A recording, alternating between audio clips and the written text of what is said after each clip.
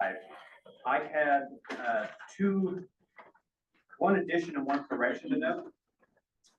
In the paragraph before the list of votes for president, it's a paragraph about the nominations for president. It is missing the nomination for Mr. Rovirosa. I nominated Mr. Rovirosa for president, and I'd like the minutes to so reflect. Does anybody recall who seconded that motion? I can check with the report. Thank you very much, Madam Secretary. If you would do that, please. Probably was, Madam Secretary. Will review the. Because then I didn't back down for the whole thing. I also recall that. I dug my heels in like a cat. As is reflected in the vote. So, Madam Secretary, if you would please review the video and correctly annotate the nomination for Mr. Rovirosa. The second item I have was a correction on the second page after the vote of officers. It says legal counsel Davier Lutz. That should say David Lutz. Those are all the corrections I had. Are there any other additions or corrections to the minutes? Hearing none, I will accept a motion to approve the minutes of January 8th, 2025. Wait, hold on. I know one word I can't find it. Just give me a second. Sure.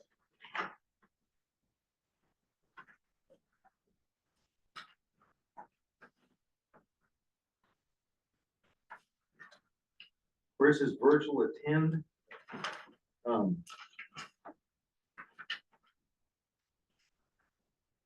Ryan Serrano, Jerry Lynch, those are all ISC, I believe, not OSC.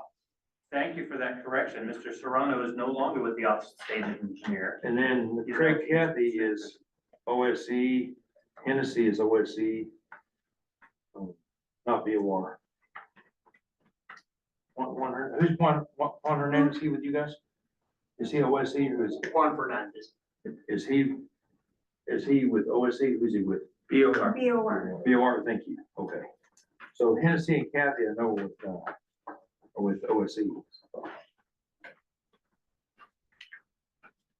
Thank you very much. So the correction is to correct Mr. Serrano to be with the Interstate Stream Commission and Mr. Hennessy and Mr. Cathy to be with the Office of the State Engineer. That's all. Thank you very much, Mr. Glacial. Given that I have minutes with the corrections made. I have a motion for Mr. Garai to approve the minutes with the corrections made, seconded by Mr. Colquitt. Any further discussion? Hearing none, discussion is closed. All those in favor, please say aye. Aye. Any opposed? Opinion of the president, the ayes have it, and the motion passes. That brings us to the calendar of events. Mr. Francois. So for a calendar of events, we have legislation in session that'll be in session until March 22nd. The office will be closed next Monday, February 17th for President's Day. We have our regular occurring Stormwater Coalition meeting February 20th and March 20th, February 24th through February 28th. Board members and legal, as well as the manager, will be in Pittsburgh for the Texas v. New Mexico litigation. We have Soil and Water Conservation District Day at Roundhouse, and that will be the 5th of March. March 12th, we have our regularly scheduled board meeting, and the 26th of March, we have a regularly scheduled board meeting. Very good. And just as a reminder to the board, the Open Meetings Act resolution that we passed last month stated that we would have one board meeting in January and February, and then commence with 2 board meetings per month starting in March.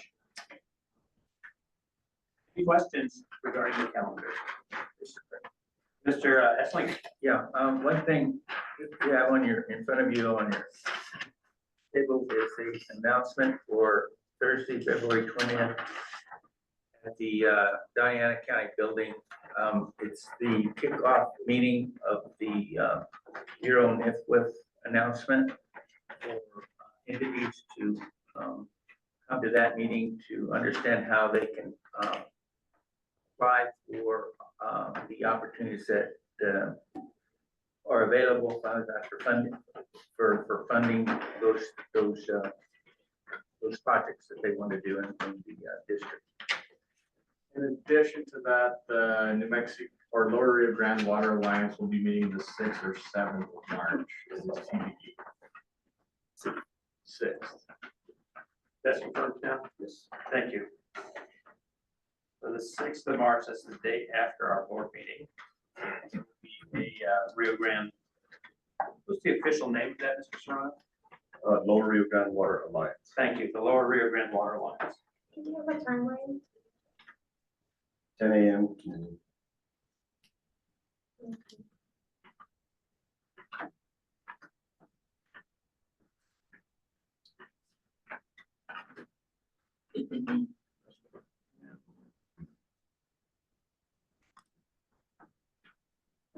I'll give you just a moment, I believe I have something coming that may be covered.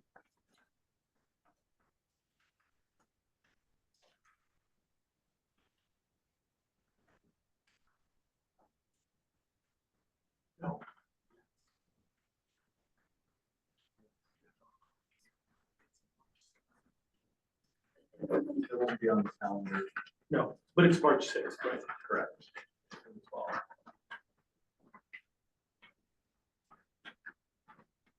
Lower Rio Grande Water Alliance. yes, sir. I like. Thank you very much for your indulgence. Thank you for those 2 additional items on the calendar. With regards to the stakeholder meeting by Weary. Mr. Esslinger, do we know who they're looking for participation? Are they looking for the general public? Are they looking for agencies and government entities? You're looking for agencies along with general public ideas. Okay. Mr. Franzo, do you know how EBID is going to be participating in the event on February 20th? I do not yet. Okay. Thank you. Any other questions regarding the calendar?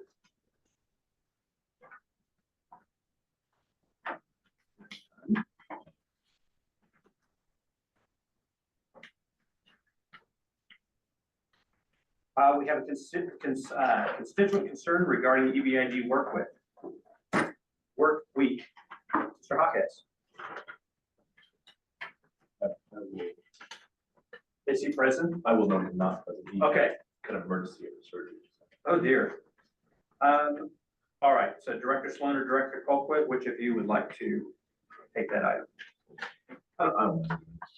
Director Sloan. I think I had talked to Mr. Hawkins yesterday, and kind of what his concerns were.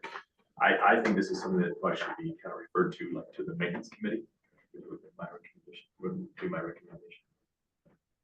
Okay. So I am, not having spoken with Mr. Hawkins or heard his presentation. My understanding is that there was a concern about the 410 work week and its effectiveness for the district. Again, not having heard the presentation, just my general opinion on work week determinations. The determinations of who works, when they work, how their work schedule is implemented is a clearly management role and is beyond the scope of the role of the board of directors. And while I do think it is appropriate for constituents in our district to ask to address the board and to publicly state their concerns, I'm hesitant to refer this concern to a committee of board members as opposed to simply referring it to management.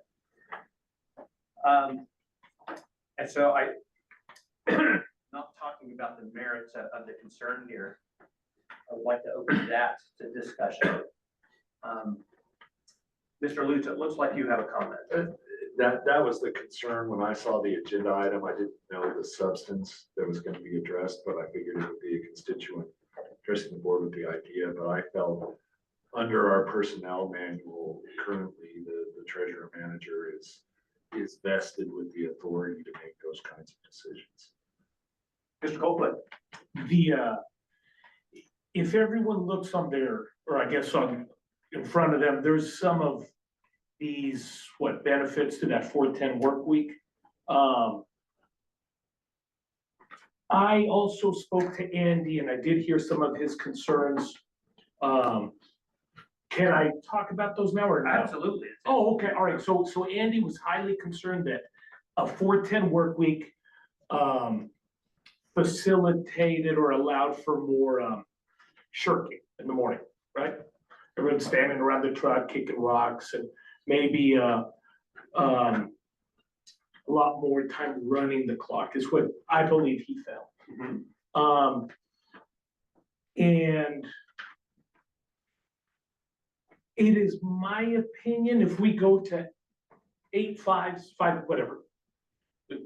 days a week, all that I think is gonna happen is whatever natural break these guys normally take, they're gonna take it on another day too. I think that is part of human nature. I think everyone who has their own team of people has also noticed that. I think it's just human nature. And expecting everyone to be running around all the time. I don't know, I think EBID is under a microscope, and I'm afraid if we just go to 5 days a week, same thing's gonna happen, just on the 5th day. It's just human nature. That's my take on it, or my 2 cents. Thank you, Mr. Colquitt. I appreciate that. Mr. Splendid, is there anything else you'd like to express from Mr. Hawkins? His main concern was here in the wintertime, coming to work at 6, it's dark. And so that was his main, he said, are we really being productive with the time? You know, at 6 o'clock in the morning, it's dark, doesn't get light till maybe a little after 7. So that was his main concern was, you're coming to work in the dark, or we just lose an hour here? You know, that was his main thought. That's legit, sure. Yeah, I mean, so that was his main A concern. lot of growers have mentioned that, and I should chime in on that too. Thank you. But from what I've heard of the guys, For the wintertime situation, 'cause It- it's dark. and what I've heard from some of the staff, I think they like the 410. So it's kind of, someone's gonna get their feelers hurt here. Sure. So, and again, my feedback would be, not my role, decide who gets their feelings hurt here. It is my role to evaluate how effective the manager is implementing the policies of the district and executing them in a way that makes the district effective. It is my role to evaluate that. It is not my role to tell him what a work week looks like for the personnel of the district. So that's my thoughts on that. Any other comments from the board? It is a possibility, I'm not telling you, it's a possibility that 5/8 in the winter and 4/10 in the summer is better fit. I don't know. I kind of agree with James. I don't work too well in the dark. I can't tell what I'm doing. Mr. Roby Rosa? I agree with you that we should refer the concern to management and let management adjust it. Very good. Thank you, Mr. Roby Rosa. Madam Secretary? And unfortunately, I feel bad because Leo can't be here to express what they do in the dark, but from what I understand, they're not standing around. They do their tailgates, they do their safety meetings, they prep what the plan is for the day. Unfortunately, people that drive by, it looks like they're standing around, like you said, they're always in the microscope. But I don't like the illusion that, or the word being put out that we're standing around, because I can tell you, they're not standing around. I appreciate you representing the employees, Madam Secretary.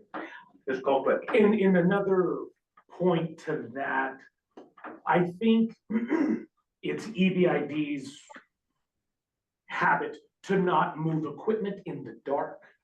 So they might check tire pressure, check oil, things like that. This is just what I've been told. I mean, I'm not there.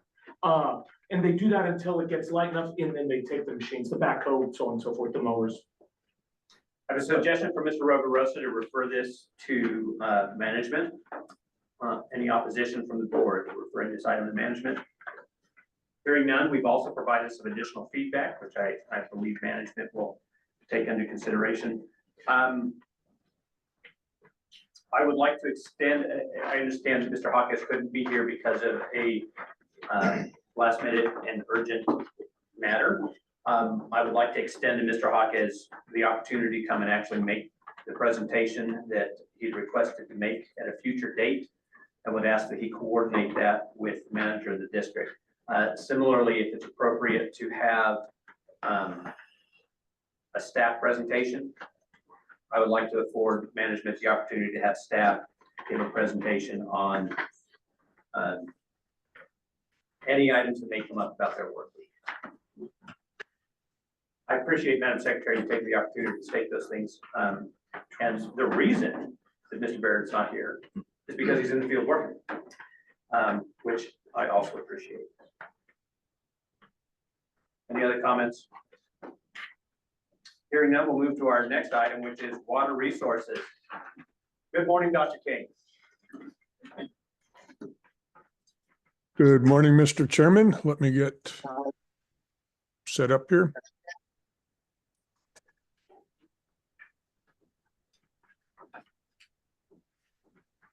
Can you all hear me all right? Yes, sir, we can. Okay.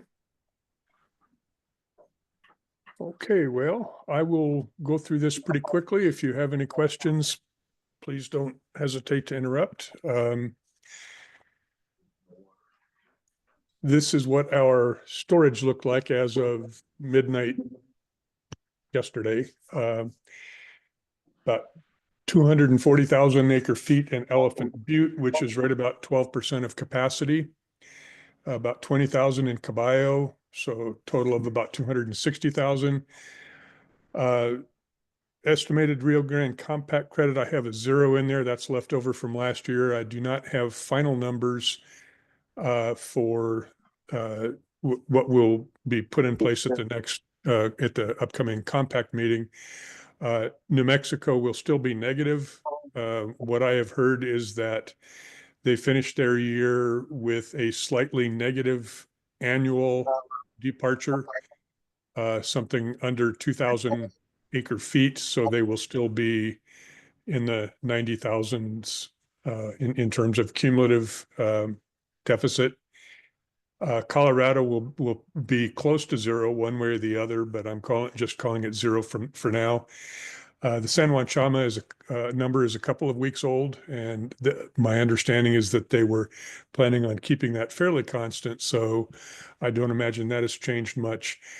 But we're looking then at usable project storage of about 255,000 acre feet.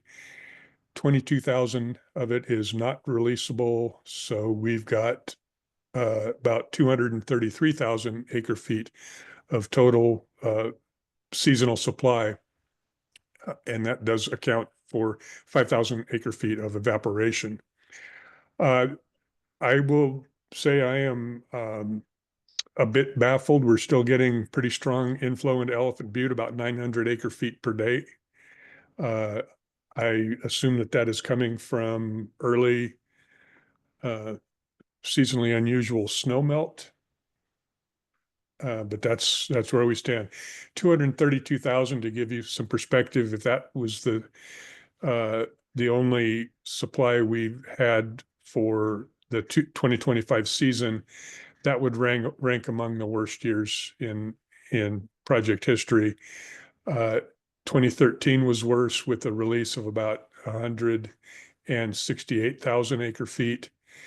1964 was worse with about 206,000 acre feet, and you're definitely getting in the very difficult range with these kinds of numbers. Pardon my change in format here. Rio Grande or the USGS just reformatted their websites. So when I went in to try to throw together a view of what was happening up and down the river, I couldn't find my usual go-to data sources. So I'm kind of improvising here. I'll figure it out though. What you see up here is the Rio Grande near Cerro, New Mexico. The yellow line, and I hope this is viewable on your screens.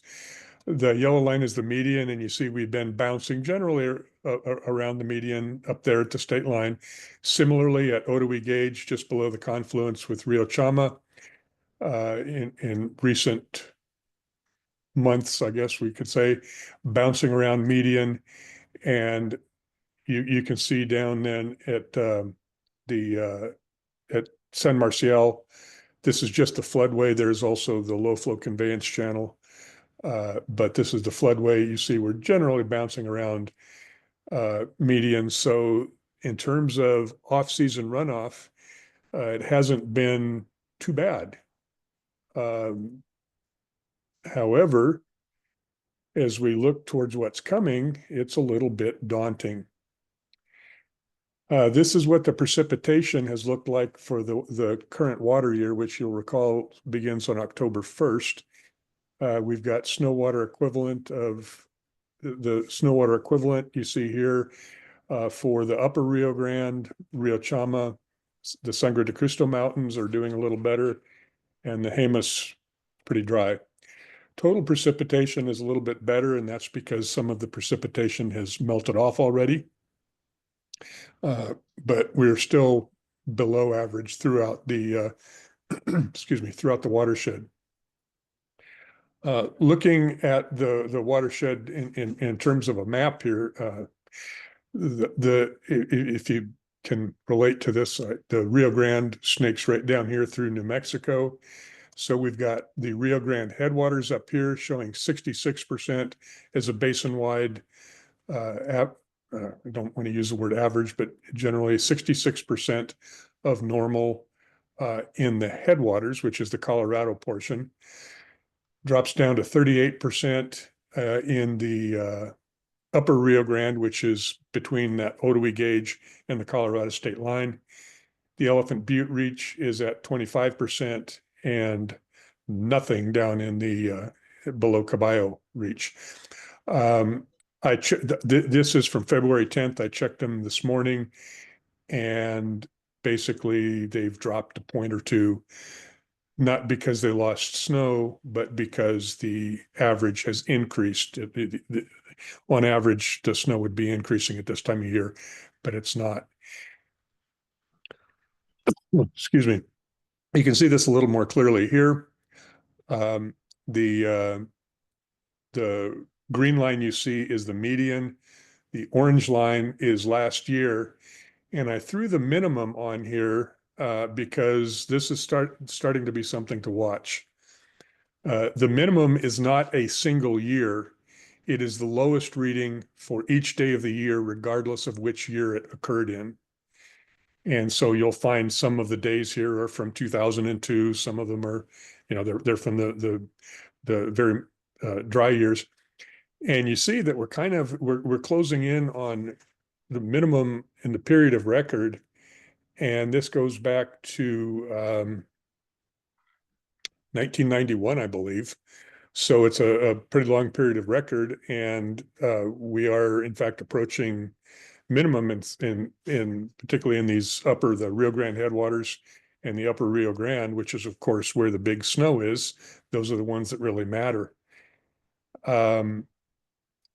So the snowpack is looking bad, and as you will see, there's not a lot of relief in the forecast. This is kind of an old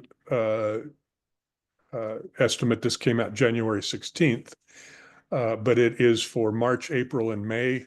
And you see the same old pattern, dry and warm throughout the upper Rio Grande watershed. So not a lot of relief in the forecast there. The drought monitor, drought has, there has, in the New Mexico portion of the Rio Grande here, we've had a bit of expansion of moderate drought and abnormally dry compared to last month. So the drought is sort of intensifying, not terribly rapidly, but it is intensifying. And the seasonal outlook, this one again is now from January 31st. You see that the forecast is for drought development through most of New Mexico in this current season. The forecast for the runoff, and again, these are generally, quite quite the wild guess at this point. It's still at this point, really. It's, I mean, the confidence intervals are narrowing as they get a bigger, closer clue on it. But notice that for San Marcial, they are predicting 16% of median runoff, and this would be unregulated flow. Probably not too dissimilar from what we're going to get, depending on the operation of the upstream reservoirs. That's about half what the forecast was last month. They're still forecasting March through July runoff, but the runoff at San Marcial roughly cut in half since last month's forecast. So and I hate to say I told you so, but I did. That's typical that they come out a little bit optimistic early in the season, and then reality starts to settle in, and we see the forecasts quickly reducing. So that's where we are standing now. And so not a lot of change. We've picked up 127,000 acre feet since October 31st, which is better than I expected, frankly. We've really not had much increase in snowpack since November.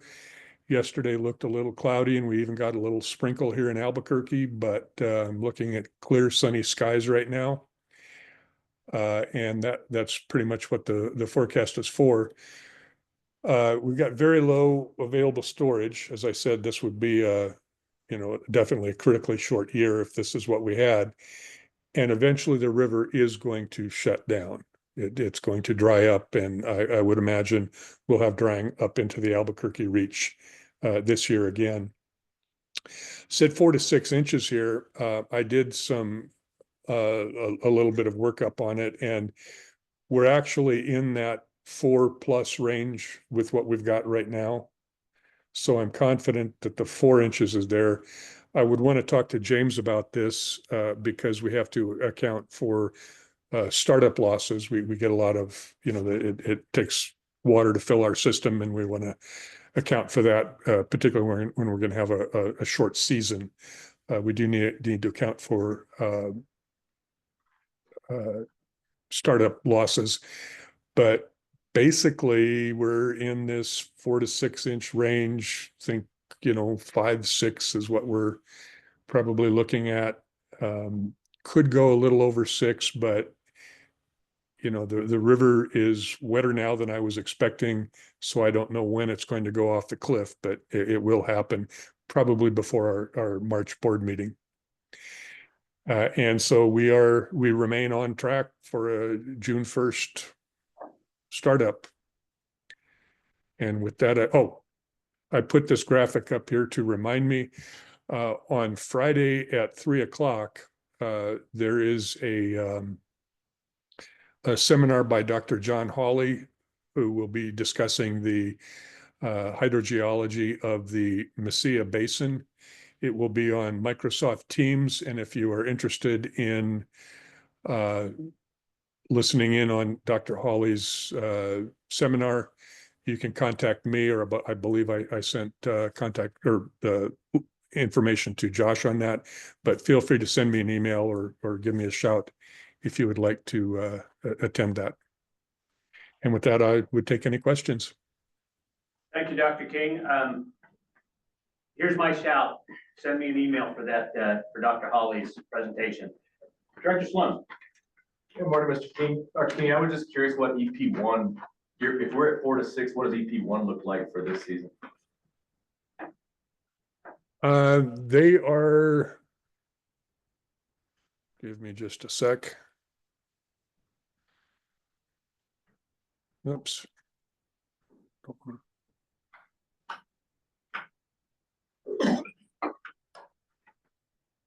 Give me just a sec here.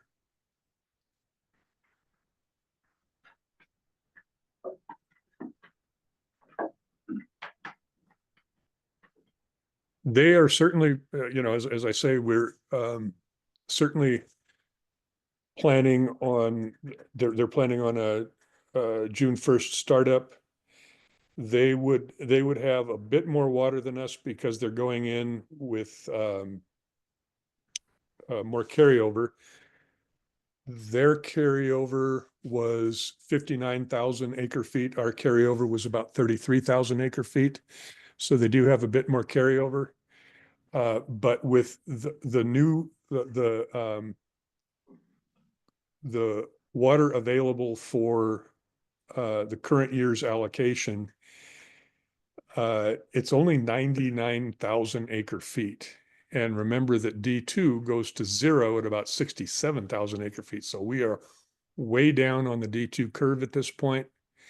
So they would probably have an allocation at this point in the mid 80s. And so they would come on June 1st and run till they're done. I don't expect either district.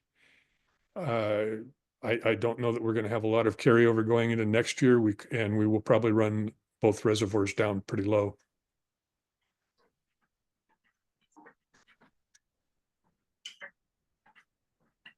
Does that answer your question? I don't know, maybe you know the math, so the 80,000, what would that give them? Inches. Yeah, what would they give them in inches? Do you have any, like a guess at that? Would that give them a Oh. 12 inch? If I could chime in real quick, sorry, this is James. Can you hear me? It's in our advice. If we're comparing kind of more or less years going back, this is kind of similar to 2021, where we had about 4 inches of water at the end of the season, which is about 52,000 acre feet, just making it towards the end. And if we're comparing that year, they had an allocation of 1.5 acre foot for 2021. Of course, remember they also have pumping and other things that they add to their allotment there. So, but that's kind of what they had. They have pumping and effluent, and the effluent is pretty independent of surface water supply. Yeah, so they ended up with 1.5 that year, and we had 4 inches that year. That's just kind of a close comparison too. Director Sloan, you saw the floor. Just on follow-up, so in this situation, what would Mexico look like?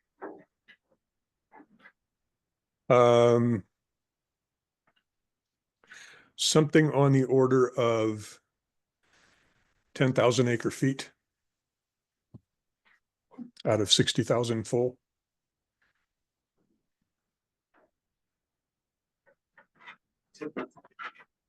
I am hesitant to, do official accounting estimates at this point. We probably will have an official allocation to Mexico by our March board meeting. But in general, just to give you some round numbers, if I were to run an allocation right now, I'd wind up with Mexico around 10,000, EP1 about 84,000, EBID about 65,000. But those are just very rough numbers and should not be taken to anything firmer than that. Director Sloan. Thank you. Director Colquitt. This question is for James. Would you say this year is looking to be a very similar year to 2021? Did I hear that right? Yeah, that's correct. What the snowpack and what Dr. King was kind of showing on the forecast reflects actually what would closer to what was in 2018. So it really took a couple years for us to kind of use whatever the snow that was up there in storage as the years came along, but it impacted us in 2021. It's different this year because we don't have storage carryover. It's from prior big snows. So this one's really going to take us down low as far as anything coming in. So Thank you. Thank you, Mr. Colquitt. Other questions? I want to follow up some on Dr. King's comments regarding Mr. Sloan and Mr. Colquitt's questions about EP1.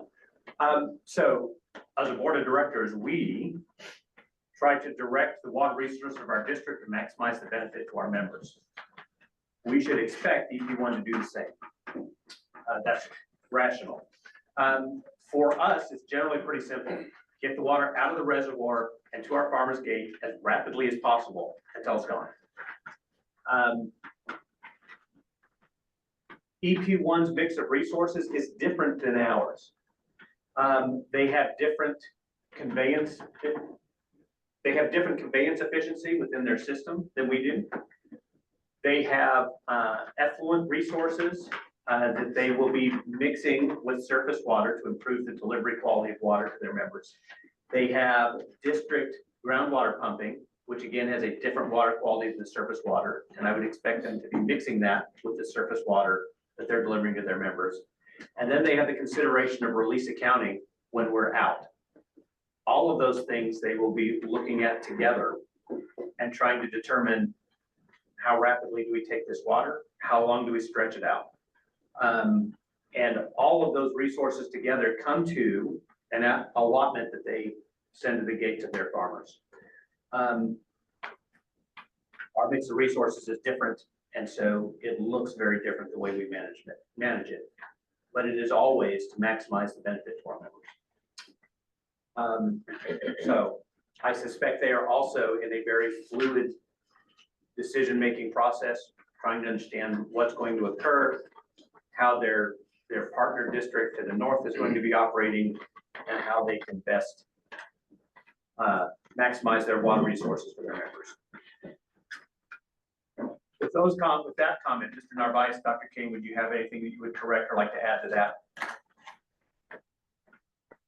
I think you've got it about right. You know, at this point, we're going to deal with, play them as they're dealt. And what it's looking like is the most certain thing is our startup date. And we will run till we're done. EP1, they run quite a bit slower than we do. So they will, we might run for, I don't know, James, looking at these numbers, it's hard to look past a month and a half.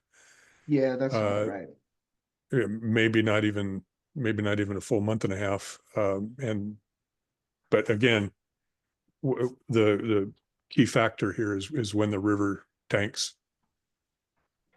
I'd say it's good that we've had experience dealing with these low llamas, bad that we have too many of them that we've dealt with. That makes sense. Yeah.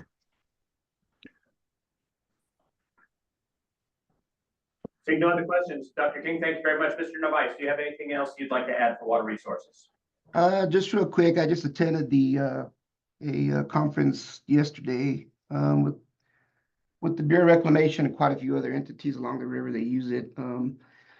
Just to give you a quick update, and they're basically in the same boat that we're in. They're discussing startup dates, what the plan could be, when we could start, those kind of things, so that they can update their ERGWA model. Let me just share that screen. I have the agenda on there with not a whole lot of detail because there was quite a few people talking and going on with it. But can you all see the screen? We can. I'm going to ask you to zoom in on that a little. And just for definition for our board members, ERGWAM, that is a surface groundwater model that I'm not sure if it's Reclamation or the Corps of Engineers, but that is used to predict how flows will be through the Middle Rio Grande to Elephant View. Yeah, and like I said, it's basically just a preliminary meeting. They want to get all the models updated, and they're on target with what Dr. King just presented, and we kind of are used to at this point in time. It's really early, but forecasts are looking pretty low as far as grim anyway. So planning is still up in the air. There are a few things to note, that like Dr. King pointed out, we are getting some water into the system. But in the meeting, Middle Rio Grande was talking about starting the charger system mid to late February, and then probably begin some deliveries in the middle of March. So we'll probably see whatever's coming down die off quite a bit. There's some target releases, and there's a lot to go over here, so I don't want to go over all that, but these all can change. These are just general planning things that they can input into the model. And once he does the model, I think we'll be able to kind of look at it, and then that'll kind of give us a better idea of what's going on as far as that's concerned. I just updated them quickly on what EBID and EP number 1, and EP number 1 was on there, the water master as well. So we both just threw out the same date. June 1st and run until we're done, and that's all we pretty much could give them at this point because of the way the forecast looks. But other than that, just wanted to update you on that they're also looking at planning up north, just like we're planning down here. Once I guess they get some better numbers, they'll be updating their model, and we can take a look at that and see what it looks like. But that's about it. Thank you very much, Mr. Narvaez. Again, to kind of highlight some of the operational differences above and below Elephant Butte Reservoir. With El Vado being broken, there's no way for them to store water once the snow runoff begins. They either have to divert it or let it go to Elephant Butte. And I'm sure they're trying to figure out what they need to do. Similarly, with Elephant Butte Reservoir being so low, Article 7 of the compact is in effect, which means they can store. So They again, cannot. they cannot. So they'll convert. Presumably, if El Vado was working, presumably they would have to bypass El Vado and either send the water to Elephant Butte or divert it. So they've got a whole bunch of operational constraints and compact restraints that don't let them plan as detailed as we do, where it's in a reservoir and we decide when the gates open and when they close. Dr. King refers to it as run of the river. While the river's running, they can divert water out of it. When the river's not running, nothing to divert. And while the river's running, they don't get a choice to stop it from running. Thank you, Mr. Narvaez. Thank you, Dr. King. Any other comments or questions regarding water resources? Mr. Clayshall. Hey, Mr. President, this is just a comment. I was speaking about 2 weeks ago to a member of the MRGCP board. He commented to me that they felt like they're losing 20 to 25,000 acre feet a year that breach the low flow. So they're pushing reclamation to fix it, let's say. So we should also encourage reclamation to fix that as soon as possible. I concur, and it has been the position of this board and management of the district that correcting the losses caused by the breach channel improve the water resource situations for both of our districts. And we do continue to encourage reclamation and the Corps of Engineers to improve the situation so that we can eliminate the caricature of the West, that we spread our water out to dry. No, we're good stewards of our water resources. We ensure that they are best utilized to benefit our communities and the ecologies of our area. And we do so in managed ways, not in unmanaged ways. Thank you very much for that comment, Mr. Clayshall. Can I add to that? Mr. Francois. We have been in regularly scheduled meetings with the Bureau about this topic, and so they're well aware of it, and we have taken the position you mentioned to encourage working down there, as Greg stated. Yeah, that breach has been around for a while. I was looking at Google Earth recently, and the breach is present as far back as I can go, which is into the early 90s, late 80s. When water was abundant, nobody cared. That's not a situation we're currently living in. You're right. No. Other water resources comments? Thank you all. Thank you. Go ahead. I'm good. Thank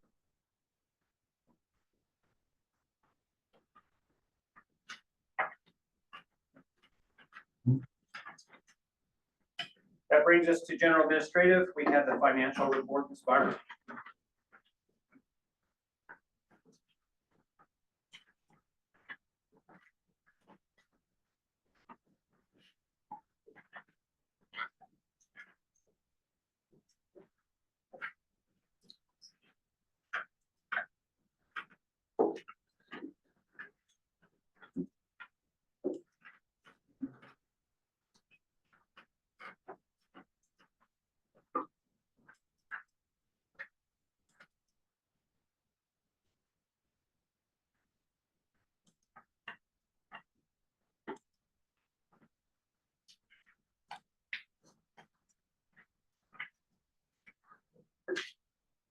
Someday I will get this.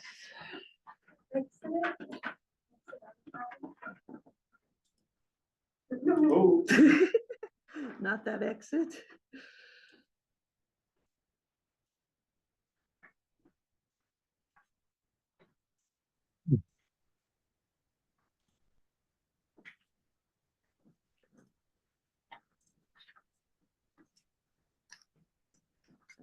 That as usual. For the cash flow as of Monday, we had 11 million plus change in the bank. This is higher than the past 2 years. We have actually transferred about as much as we have been in past years to our investment account. Our investment account is earning more interest than it has, because we've had a good balance.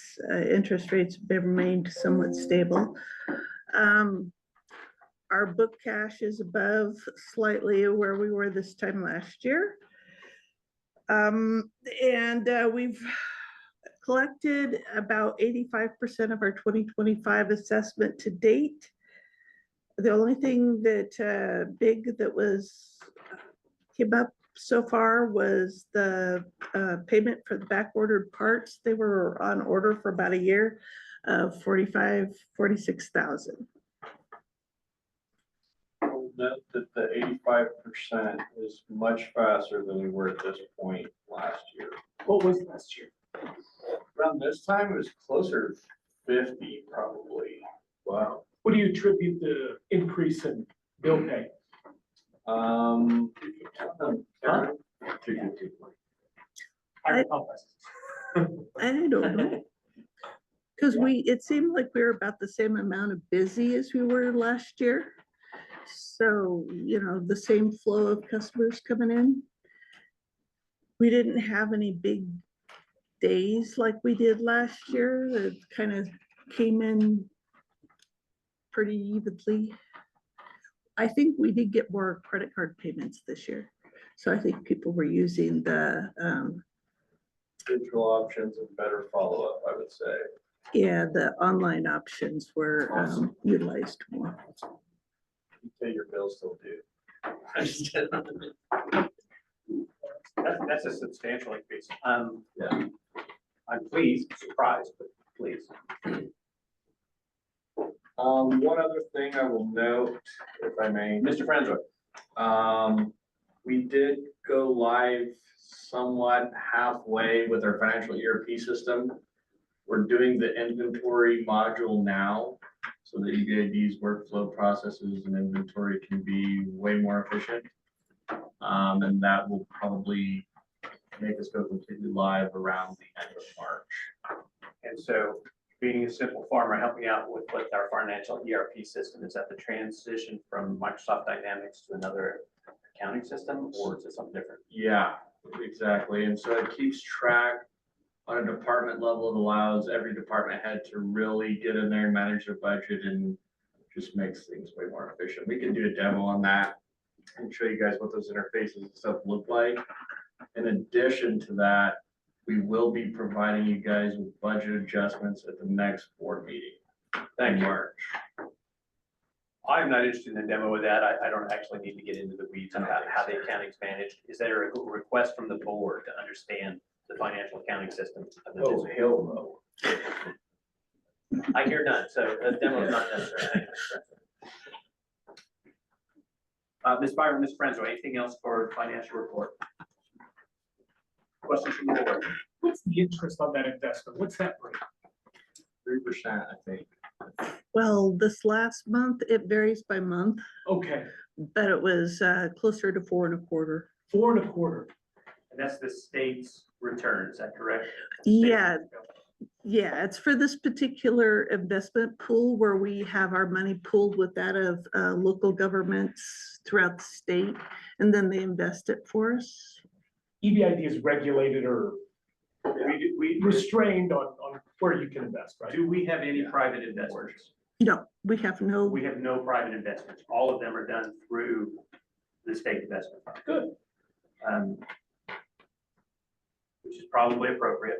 It's not the highest rate of return, but it also, I mean, there's a reason that government entities are not allowed to simply decide, hey, I've got this great idea for an investment, let's put the money there. There's a reason that they're not permitted to do that. That's effectively the risk-free rate of return at this point. It is essentially, Risk-free yeah. rate, yeah. Oh, Yeah, it keeps us out of jail, that's fine.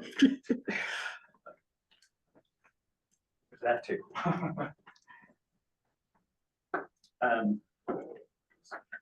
And it had been as low as, what was it, 1/4% 5 years ago? Oh, yeah. Also- In fact, they were negative at one point. when it's negative, what happens? We pay? Yes, Your you balance have to sheet- pay to have somebody else hold your money. Oh, that's nice. That's how they've done it in Japan for decades. That's how they've done it in Japan for decades. Yeah. Really? Thank you. Any other questions for our general administrative report? Thank you, Ms. Byron. Thank you, Mr. Franzoy. That brings us to the Land Use Committee. At this point, I'm going to ask that we change the agenda to move item 10 to after item 12. So without objection, we will move item 10, which is the discussion of potential approval to lift the moratorium on land relinquishments to after item 12. Is there any objection to that from the board? Hearing none, the agenda is so amended. Mr. Colquitt. You have the floor. Okay, so the Land Use Committee consists of Gary Esslinger, Casey Christ, Preston Tharp, Preston Colquitt, David Lukes. We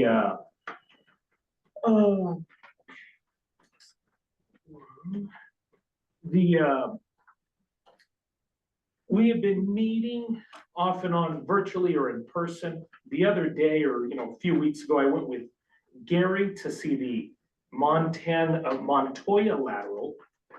And there is a fairly large investment, or some guy's gonna really pour a lot of money in there and do, Gary, what did you say? It's kind of a recreation, or it's gonna have arcades, It's a gaming center, yes.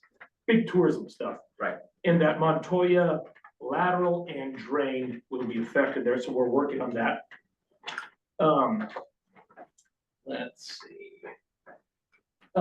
One thing that the board, is this appropriate to mention the price per acre? Yes. Okay, so back in 2019, the board of directors created a minimum price per acre for the sale or relinquishment of drains to be $18,656 an acre. That was done on a comparable drain in El Paso. That's right, Gary? Yes. But that's a Texas appraisal, a Texas land, everything. So,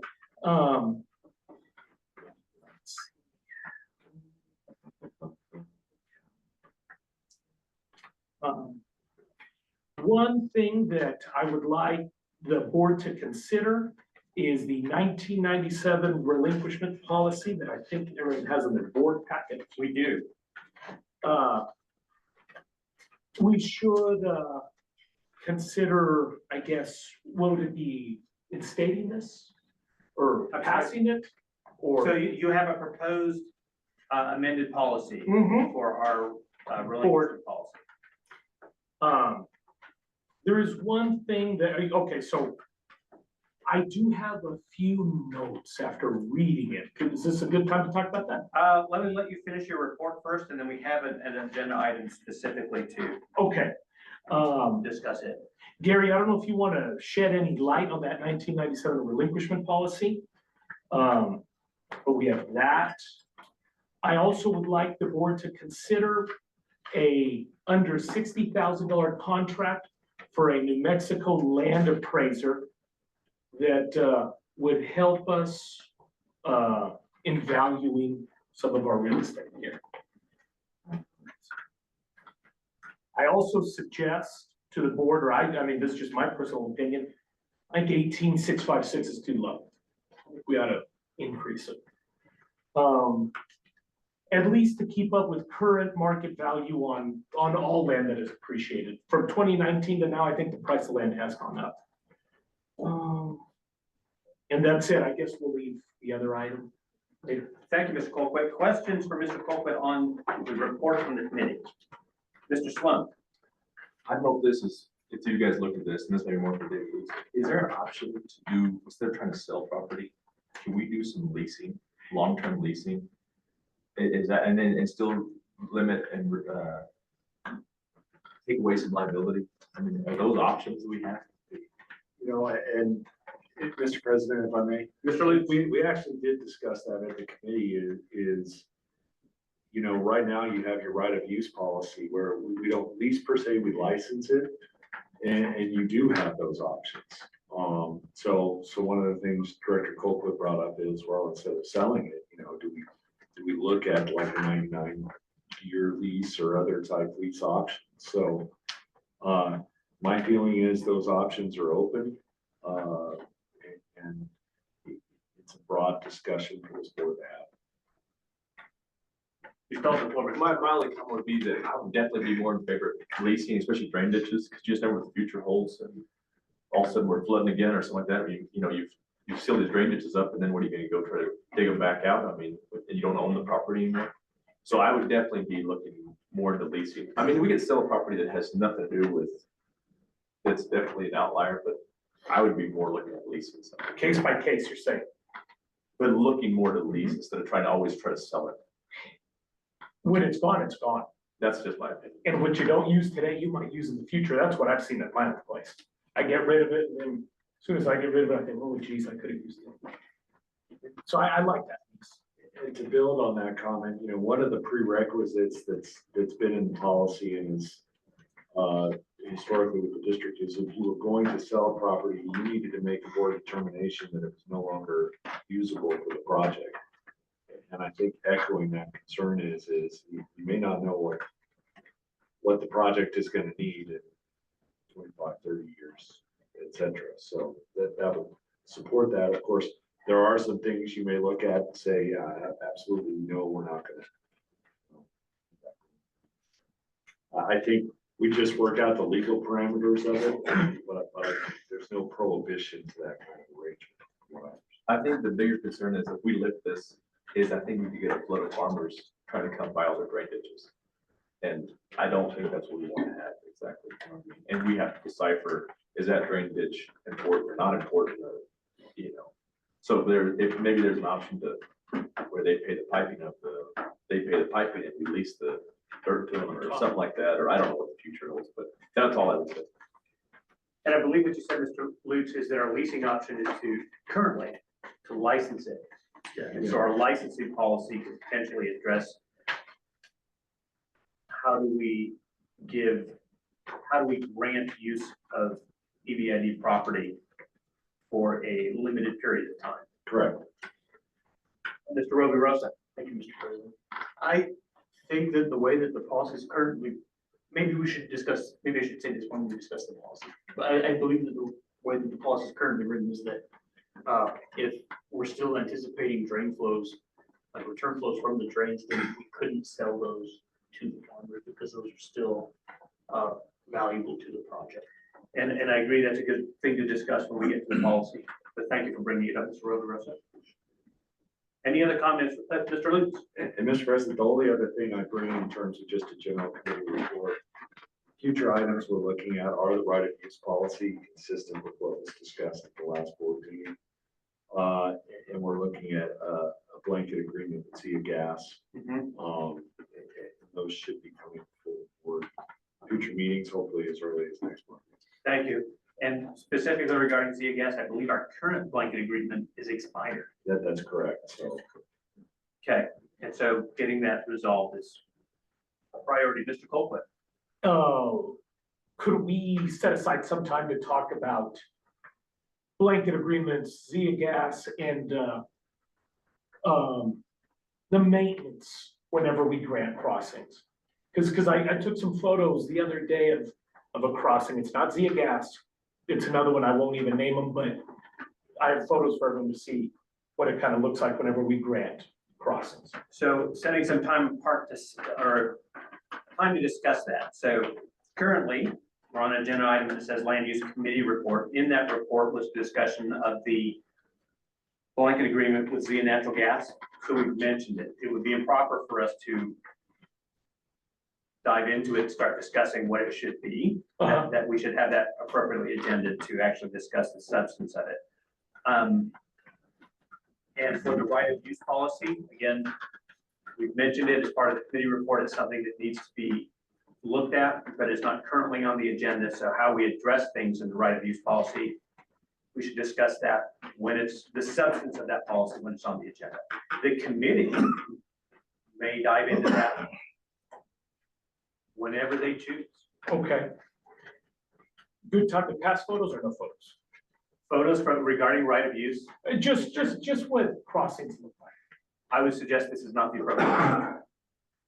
That it would be out of order based on the fact it's not agenda. Sure. Other comments on the committee report?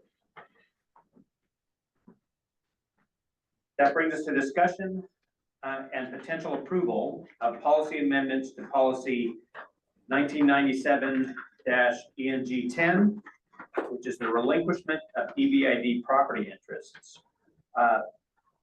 Mr. Colquitt. All right. Now, I guess I would like to ask the board to consider lifting the moratorium. No, we're straight into the relinquishment policy. Yes, okay, so now we can talk about this. Yes. Okay, so I would ask the board to pass the 1997 relinquishment policy of EBID property, is that correct? Yes. But I also specifically the amended policy that we have in our packets. Mr. Lutz. And Mr. President, just to give some background, there was a policy, obviously 1997 for relinquishment of interests. There were some amendments done in 2011. There were proposed amendments done in 2019, which I did not change when I worked on further amendments that were never passed before the board. The board actually instituted the moratorium at that time.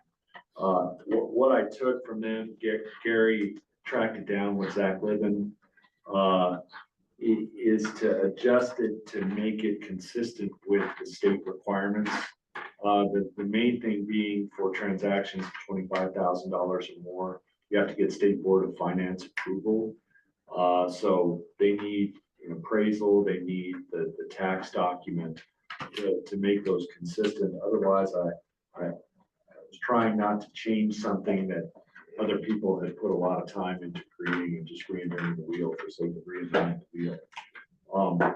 In discussion and hearing some feedback, I know we had talked briefly on page 4, section 2, there's a redundant sentence about the basis of the board decision. I would agree with removing that sentence if the board decides to pass these amendments. Another item for discussion, at the very end, there was a discussion of assessment of costs to an applicant. Costs of preparation of legal documents not to exceed 1,000 per acre. For small transactions, that could create a challenge. One thought would be to indicate that provided that for transactions larger than X amount of acres, whatever the board may decide, such costs are not to exceed 1,000 per acre. But it would be actual costs if it was a smaller transaction, so that the board was not losing those costs. But that's kind of the historical background. It's certainly tied up in the question of whether the board wants to lift the moratorium on potential sales of land. But any questions can be addressed to me, Director Colquitt. Gary also has a lot of insight. Thank you very much, Mr. Lutz. Mr. Colquitt, you still have the floor. If I had a few suggestions on page 2, is this an appropriate time? Yes. Okay, so page 2, procedure for all the property interests except easements. on the application one, part B, identity of the party to use and occupy the property is different from the offering party. Would you explain that to me, David? Yeah, the idea is, if you were trying to buy the property from the district, but you were looking then to lease it to someone else, it's the idea that the district would want to really know who was actually going to be using it going forward. Because someone can buy it, but then just turn around and lease it, or be involved in a transaction to just sell it to someone else. So I think it's putting the onus on the applicant to let us know who actually is gonna be using this if we sell it. So that being said, and maybe I'm not even using this term properly, but could we put something in there that has no straw buyers? Where guy A buys it and immediately sells it to B. I mean, I think that could get pretty messy. So presumably, 1B is intended to cover that as a potential. But that's just a listing, right? Say that again. It's just identifying, but it doesn't prohibit straw buyers. You could not pass you could vote no without pass it. Okay. So you could also not actually identify the party that's going to be using it. If there is a problem after the sale, this provision, as I read it, could give us cause for action against either the person that bought the property, or the entity that bought the property, or the entity that's now occupying it, Okay. based on the fact that they did not correctly represent the purchase of this property in compliance with our policy. And we have the resources to pursue that? Maybe we do, maybe we don't. Okay. If the question is, once we sell a property, how much control do we have over what happens to it? It's extraordinarily limited. Covenants. But if there's nothing in here that says you need to identify who's going to use it, and then somebody else does, there's no cause for action. They did all the things we said that they needed to do in good faith. If they represent that in bad faith, that could be a cause for action. Not being a lawyer, that's my reading of that and why I would want that in the policy. Right, and Mr. President, if I may, Please, Mr. Lee. that is correct. I mean, if it was a serious enough violation, and I can't think of a specific example that would be assessed, you could bring an action to what's called rescission, which is you were fraudulently induced to enter into the sale, not knowing that it was going to be someone that was going to use it adverse to, EBID interests. The concern I have is, and I think this was mentioned, once you sell it, they can do with it what they will. I mean, we can't put in provisions that prevents someone from reselling it after it's done. That could be considered what's called an illegal restraint on alienation of property. So it's in here to give you that protection. Last, I think we should increase it from 300 to 1,000. Okay, Everything's gone up in price. thank you. So that is, Sorry, that's number section 2. A, paragraph 2, has an application fee of 300. Mr. Colquitt is suggesting that we consider that at 1,000 when we take action on this policy. Thank you very much for those comments, Mr. Colquitt. Other comments on the policy, Mr. Roby Rosa. Thank you, Mr. President. So to clarify, this is only real property and does not include sales of water rights. That's correct. I had a question. If I can, one moment, Mr. Frenzo, I just want to be sure we resolve that. So in the definitions of property interest, we have easements, rights of way, fee ownership, and any other interest in real property. I just want to be clear, is a water right real property? I have never read this to suggest it would apply to water rights. I think that's a different procedure, particularly. And I would also suggest, do we apply, Mr. Esslinger, Mr. Franzoy, do we have district property where we have placed water rights on those properties? Yes, we have. Okay. So it is something to consider. Mr. Roby Rosa. Thank you, Mr. President. I believe that in addition to this policy, we need a sub-policy that dictates what sorts of property we are considering putting up for sale. And I think that it should include land that does not have water rights on it, like our water rights on it. And to Mr. Sloan's point, if we get a flood of farmers trying to buy their drains, we're gonna have a stack of applications through the roof. So if we have very strict limitations on exactly what sorts of drains we are willing to dispose of, we can make sure that we don't get it. We don't overburden staff with applications for purchasing land that we are not intended to sell. Thank you, Mr. Roverosa. And so on those, looking at those two things differently, Mr. Chair. Mr. Esslinger. Yeah, to answer Reba Rosa's concern, we've said no to sell drains. Just when staff reviews the application or the request to sell a drain, we look at it and we'll just say no. It's not in our best interest. And so usually that comes in the form of the request, and certainly there's various reasons that we can say no, and it's a functioning drain, it's moving water, whatever the case may be, based upon the request that comes to us. But usually it's a recommendation from engineering, maintenance, operations, that right there clearly, we just say, no, we can't sell the drain, and they go away. The application is void. Now, if we find some circumstance or they request that our answer is not good enough, no, then they bring that to the board. But then at the same time, the staff would recommend no sale. And so it's pretty much in the years I've been here scrutinized that we don't sell this product just because somebody asks to come in and buy it. And we don't have, over the years that I've been here, a ton of farmers coming in and asking to buy their drain. Certainly because of the same situation. The drain is active. And if there's a request for a sale of a drain in the middle of a 20-mile drain, we won't sell it.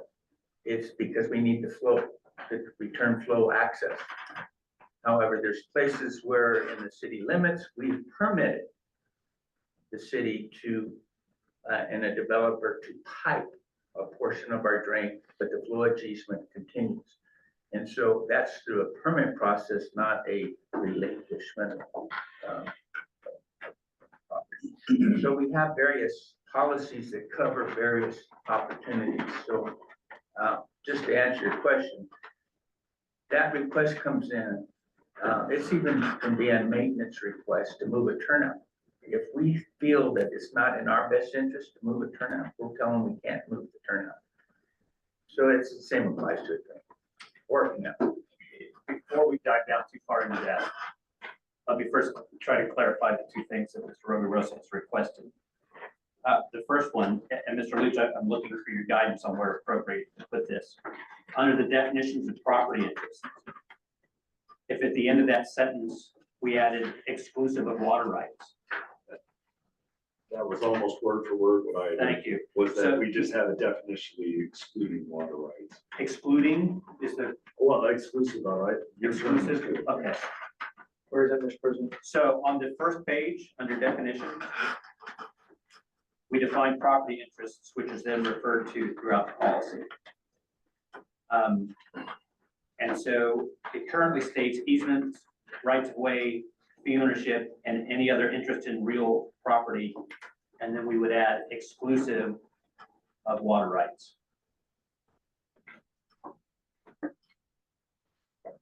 And I think that adequately defines to folks looking at our policy. The district is not marketing the water rights that it is in possession of. Guy, you're unmuted. Pardon? Oh, this is Yeah, D, I just sent you a quick thing on the fact that water rights are carry the protections of real property. We call it the usufructuary.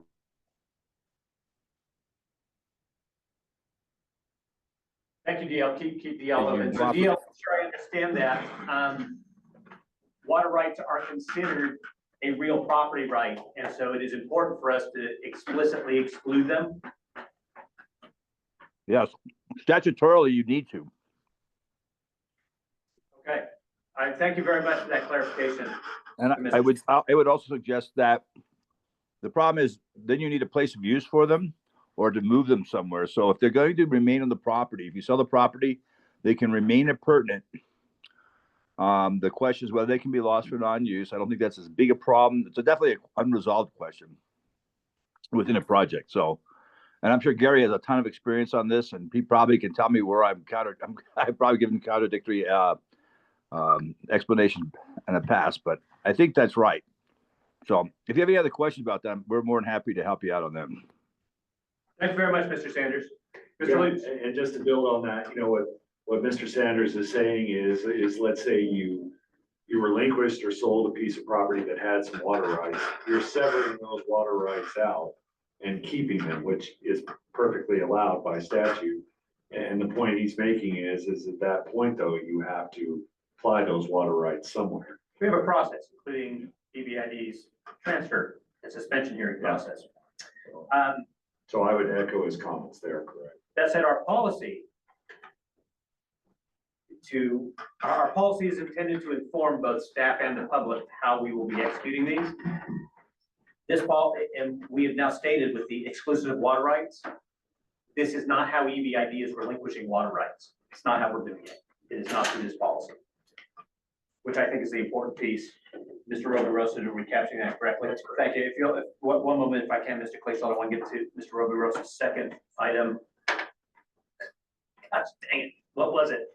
The second item was kind of having as he put it, a sub-policy that maybe gives more specific definitions of, things that we're not really interested in relinquishing. Is that Right. fair to say? Yeah. And so in that, I appreciate Mr. Esslinger's comments.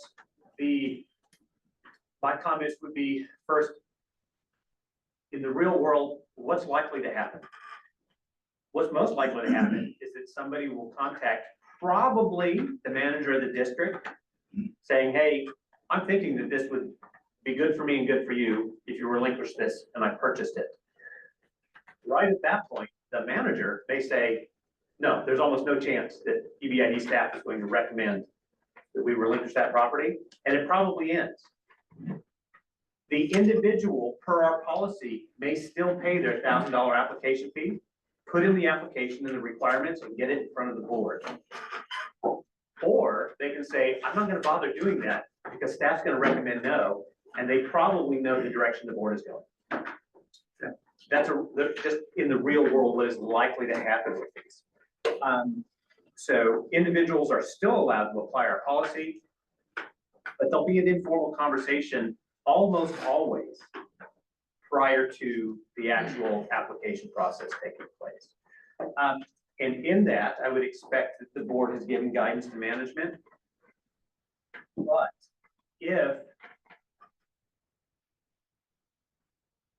if we want to further refine that,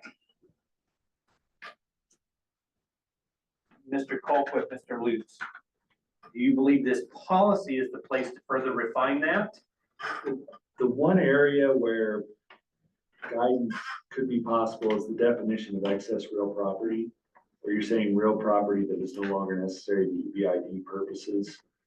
You could provide a statement to the effect of it is, and I'm just trying to think out loud, property that is generally considered necessary to EBID purposes includes, et cetera.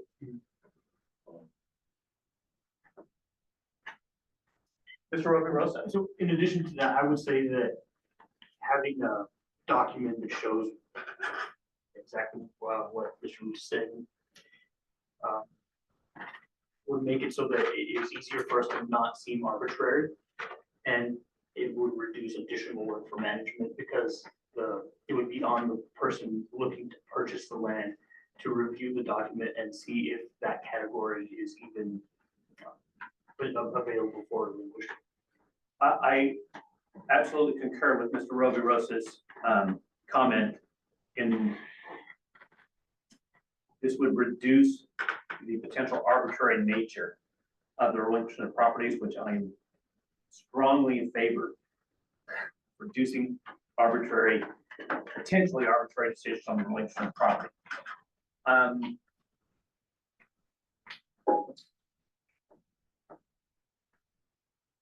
Other comments on how best to approach that.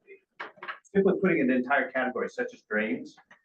In my tenure, I have seen sales of drains generally where they are at the head of a drain system, where it makes sense to relinquish that drain. Even though that we could have large water flows in the future, that the relinquishment of the head of a drain is potentially in the interest of the district for a reduction of maintenance, and that it doesn't serve a drainage purpose now or into the future. I wouldn't want to just eliminate all the drains, because then we have a decision to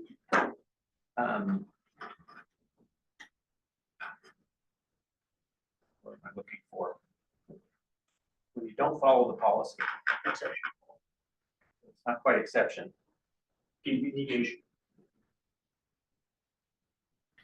When I've got land use policies and I'm asking for something that's not in compliance of it, I'm asking for a variance. variance. When I'm asking for a variance of the policy. Thank you very much, Director Cole.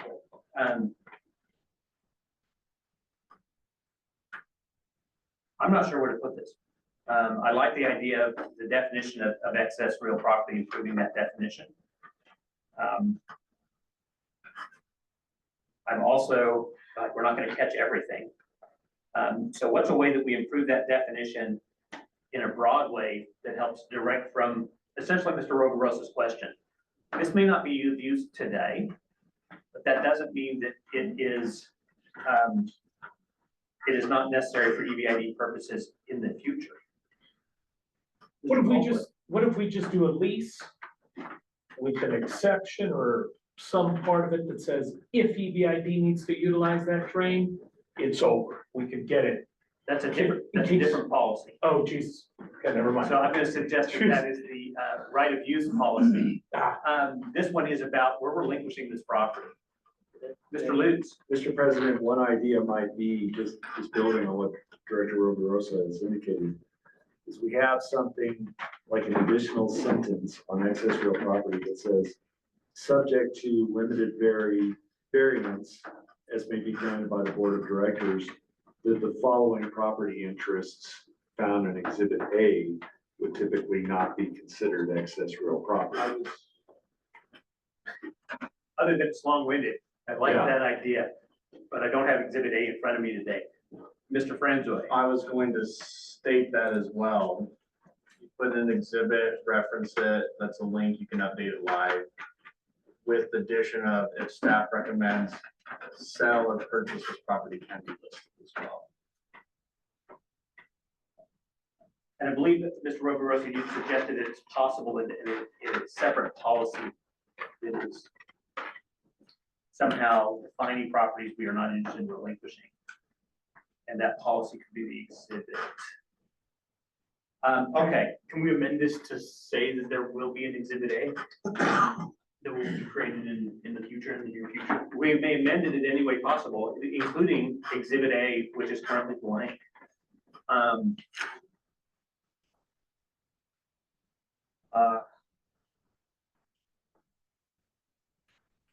Mr. Lutz, suggestions on how to approach that proposed amendment.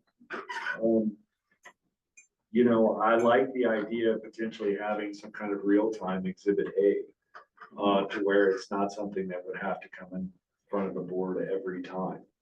And that's a similar discussion on the price per acre. I know that's a later discussion, but the same issue that arose, is having something that can be flexible.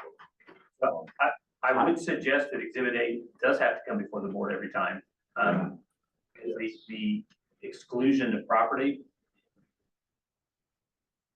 that's likely to be a board decision. I'm not quite sure how we would delegate that to staff. But to Mr. Franzo's comment about that document being live, so that as we change it, it's always available. Set annual periods for updating it, and if upon request.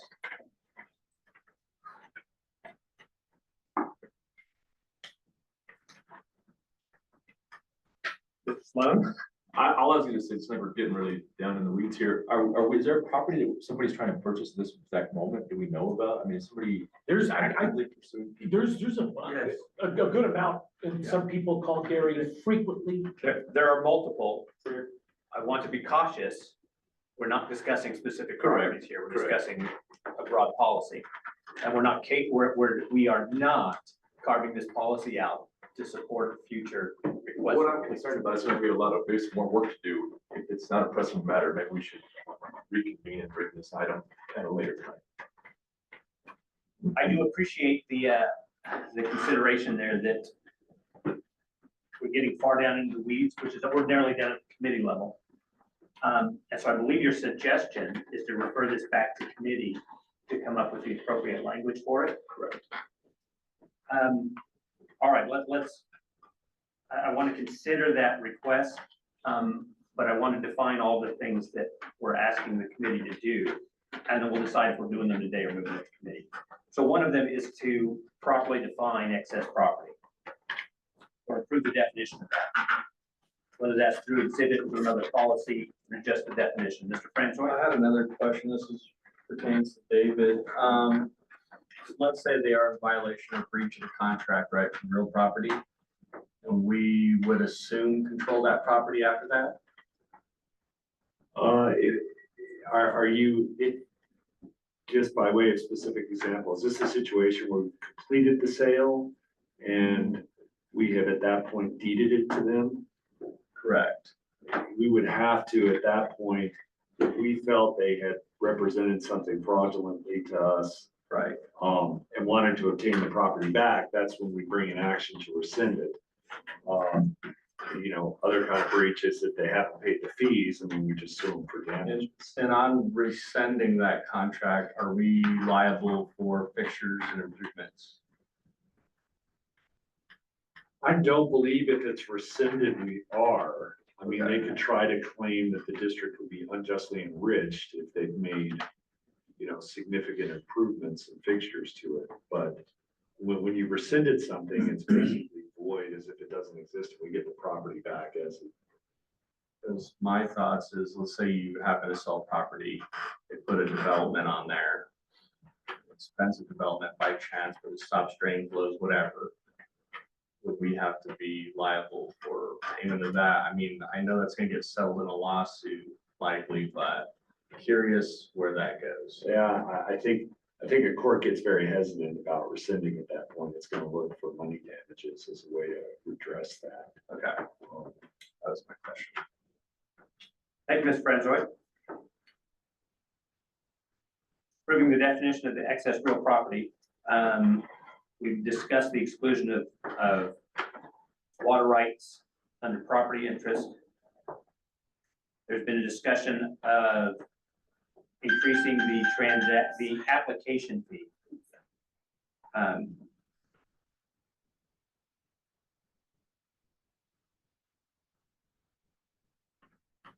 There's a discussion of striking the last sentence in section 2 under procedure for easements.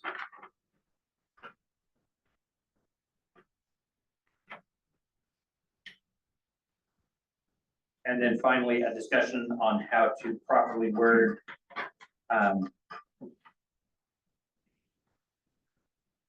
requirement to pay administrative and legal costs, and how to properly define that so that it has an appropriate limit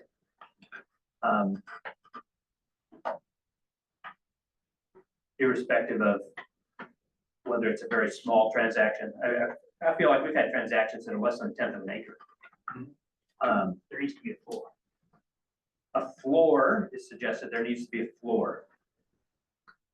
That might be appropriate. But sometimes the ones that are less than a tenth of an acre, those are the most expensive ones for the staff to accomplish because they're complicated. Mr. Esslinger. Yeah, Mr. Chair, on applications, item 2, each transaction regardless of the property interest being related shall require non-revertible application fee of 300. That application fee applies to everyone, and we have different policies where that number is consistent, 300. If you take it out of here, then you're inconsistent with the other applications where we charge 300. The board and previous boards have set that price at 300 for all application fees. So I would be concerned that if we just raise it here and not in the others.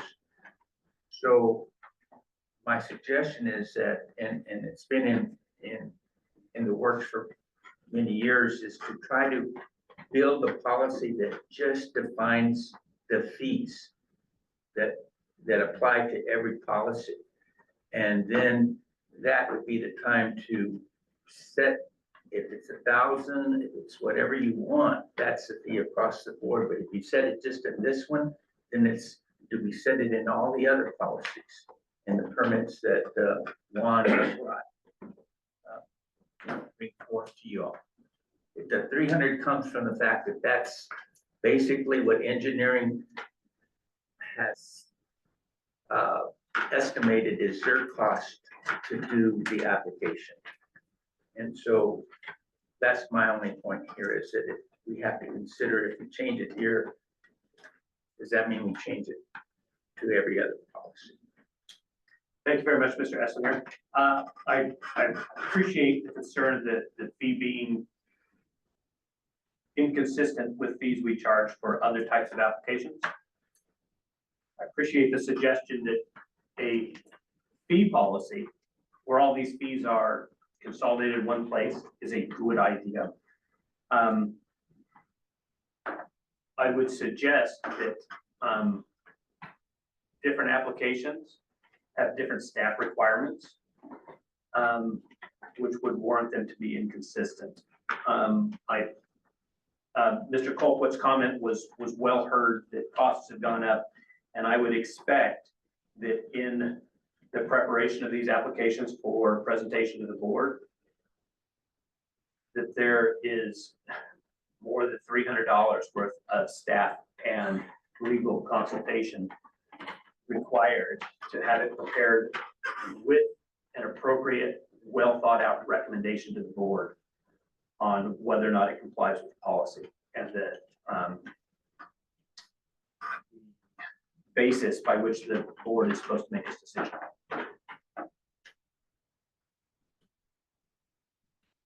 But we should consider how do we make this simple for staff, as opposed to like every policy we've got to go into in order to affect the fees, and make it simple for engineering to know what are you applying for. By the way, the fee chart's on the wall. I saw a question with Glacial. This is a question for you and Mr. Esslinger, hopefully. A lot of these drains are easements. Does anybody here have any idea what those easements say? Please. No, the majority of these drains are warranty deeds. They're not easements. We own them. There are many though, that are easements. There are some, but the majority are owned by EBID outright, quick claim deeds. Very few easements. So the easements that there are, does anybody know what those easements say? What are the policy of them, or what's the contents of those easements? One, I'm gonna say that yes, somebody knows, but they may not know right at this moment. Surely we would have. We do have, easements on our property. I believe there's two drains. There's not many. it's, the drains, believe it or not, are more defined than our laterals. Our laterals have easements. more so than our drains. Our drains, pretty much, you can find a quick claim deed, because they came in after the project was built. Right. In the 20s, 20s. And the reclamation had to go in and get a quick claim deed from the farmer where the drain was gonna be cut through his farm. So I would say the easement on drains are minimal. And that we stand on the fact that our quick claim deed is what it is, 150 feet from center, both ways, whatever it is. It's pretty documented. And to add a little bit of history to that, many of our laterals were previous community ditches. What was the title of the community ditch when it transferred to the project? Whereas the drains were constructed by reclamation 15 years after reclamation started doing constructions, and they probably learned a few things such as don't do easements. My brother owns next to his property, you can see a lateral up to the center of the ditch. As an example. So were there other items in this proposed relinquishment policy that board members wanted to bring up? I'm sorry, Mr. Plazo. First, I'm just gonna disavow what you asked, but it's related to what we're talking about here. I do kind of share Director Sloan's concern that we may need these again sometime. In the mid-60s, I used to catch trout in Del Rio, game farm in Stockton. And Eric and I talked about this quite a bit. Considering the amount of pumping we've done, the water table has not decreased anywhere near enough to explain the amount of pumping we've done. And there are reasons for that, the river's one of them. But don't think it's impossible we could have to use those drains again. Thank you. Well received, Mr. Plazo. Mr. Francois. Can Ryan Serrano speak, please? Public comment. Yeah, if you'll give me just a moment, Mr. Serrano. Were there other topics in the proposed policy that board members wish to address? All right, hearing none, Mr. Serrano. Just a couple comments, Mr. President, with respect to the adoption of the policy and lifting of the moratorium. So I'll remind the board that we recently entered a cooperative agreement with the state of New Mexico specific to improvement of stormwater infrastructure, as well as that includes drains. And we're on the cusp of executing a very large funding agreement for that purpose. That would include, again, improvement of upstream dams and drains for the purpose of returning them to the original design standards, as well as the potential to accept stormwater for recharge. With the intent that someday we'll get back to exactly what you stated, Mr. Colquitt, that the drains will come back. I think we all understand that. We hope that they will. In the short term, they're the most expeditious way for us to get water into the aquifer through passive recharge. That's my first comment. The second comment is when you sell property, specifically drains, and a private property owner takes over, there may be the potential for discharge off that private property into your facility. There's concerns there for your agricultural exemptions under the Clean Water Act. I'm no clean water expert, but I just wanted to put that out there for you all. Thank you. Thank you very much, Mr. Serrano. I appreciate those comments. They are well heard. All right, hearing no additional items requesting clarification or group definition of. Mr. Sloan, I'm going to take your request as a motion to refer to committee. I have a motion from Mr. Sloan to refer this back to committee to address the items discussed today, seconded by Mr. Garai. Any discussion on the motion to refer to committee? Hearing none, all those in favor of referring back to committee, please say aye. Aye. Any opposed? In the opinion of the president, the ayes have it. The motion passes unanimously. It is referred back to committee to address the items brought up today. And Mr. Lutz, if you need additional notes on that, I've written some down. If you just want to be sure that we're on the same page, Thank you. I'd be happy to do that. All right, that brings us to our next item on the agenda, which I believe is valuation.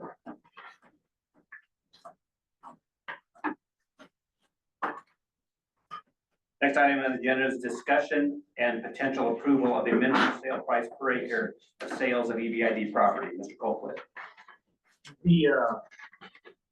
Okay, as previously mentioned, the 2019 board adopted a minimum price of $18,565 per acre. That was, I'm not sure exactly where, Gary, maybe you know, but it's based off a comparable drain ditch in El Paso. Just like I mentioned earlier, the price of everything has gone up. I suggest we increase that price. Any comments from the board? Mr. Lutz. Yes, sir. That 18,565 came about because we were trying to compare our drains in New Mexico that run right, the same drain runs in New Mexico, runs right into Texas. And I called the manager at the time and asked him to send us an appraisal, if he had one, on the drains that are similar and built in the same capacity as the drains in New Mexico, and he did. He sent us an appraiser from a Texas appraiser. And the results of that was this minimum price per acre of 18,565. And so the board adopted that through a motion in 2019, that's the minimum price. Because before that, drains were being sold or easements were, and permits were being issued. And the appraised value was up and down all through this valley. And certainly appraisers were using comparables of sale of drains from Hatch versus sales of drains in Las Cruces, where the property values and adjacent land was farmland and maybe industrial or business ventures here, residents. So we were at a standstill and needed to at least come up with some value that if anybody came in requesting a drain sale, then at least we had a base. And that's how that 18,565 was compared. We took that same appraisal to the city of Las Cruces, who was interested in purchasing the drains through the city limits, where pretty much all storm flows from their street runoff comes into the ag drain. They would not accept the 18,565 because it was an appraisal from a different state. They said, well, if you would come forth with the New Mexico appraisal, we'll deal with it. But for all other drains, the board considered this as the base. And I agree with Mr. Colquitt that perhaps that price, since that's 5-6 years later, it should go up. But I don't have any basis for that. And it was one reason that we discussed in the committee meeting that maybe we get our own professional appraiser from New Mexico to give us a new appraised rate.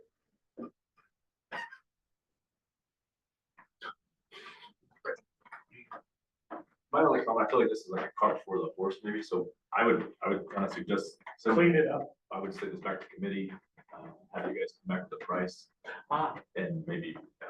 With the Instead of appraisal, negotiate it, now we present you all I the feel like price. we're just shooting from the hip, we're all throwing numbers out. 50,000. I think that to get an appraisal, we're going to need to Under 60. under 60,000 in contract. So I think we probably should decide that now. If we Do I want make to a motion? that out. So procedurally, we would refer to staff to prepare an RFP. I don't actually think it, well, Mr. Lutz, do we need a motion to refer to staff to please prepare an RFP and bring it to us? I think it would just be to indicate to staff the board would be supportive of procurement staff doing. My feeling would be, it would be a small purchase below below 60,000. It wouldn't have to be a full RFP. So, yeah, our action would be to either approve the RFP or approve the contract. We don't need a specific board action to refer that to staff. That said, for staff's information, is there opposition from this board to asking them to prepare a small, whatever it's called, small procurement contract for preparing an appraisal for our facilities in order to establish a minimum relinquishment price? This person's question, what are they gonna appraise? Yeah. So, May I, well, the Montoya drain, the Montoya lateral. I have some other people that are, or some other areas that Gary, and I'm sure Josh have been approached on, probably those. Because at the same token, someone did tell me, we don't want to be the one board that cannot figure out how much our land is worth, and we're tying in a huge investment, and here we are in the news. Harkey farmers can't figure it out, you know? Because it's gonna vary widely depending on location. Correct. Hatch versus Cruces versus Anthony versus Southern Park. But we're trying to set a minimum. Yeah, I understand that, but I mean, Florida. It's just a minimum. Mr. President, if I may, Mr. Smith, I think we need to look into whether it even makes sense to set a minimum, because the minimum is arbitrary. And you're gonna be, unless you're selling something less than the limit set by the state, you're gonna require state approval, and you're gonna require an appraisal on every transaction. So spending the money to get an appraisal to set a baseline, I'm not sure is a good use of time or money, because that appraisal is not good 6 months after it's done. And I understand you're just trying to set a minimum value, but the minimum value is arbitrary. It doesn't matter. thank you. Now, are you, And in the event you're not willing to sell property that appraises less than that minimum value, maybe that makes sense. I will note to the board that in the proposed relinquishment policy, under purchase price for all property interests, section 1, paragraph B, the board of directors may determine that the appraised value shall be based upon the per acre value of the adjoining property. And that has been a sticking point in the past, that if we have a drain that is, it runs through downtown Las Cruces, with the adjoining property being, I don't know, the First National Bank building and, the old Memorial Hospital, that land is worth, a tremendous amount. Similarly, if it's running through a farm and hatch, the adjoining land is worth substantially less. But what we've had is appraisals that have come in, and their comparables are for drain sales, which occur in places that are very different than the drain they're looking to acquire. Mr. Lutz and Mr. Smith, is there a way to address that so that we are appropriately directing appraisers to how we are going to be interpreting minimum value for these properties?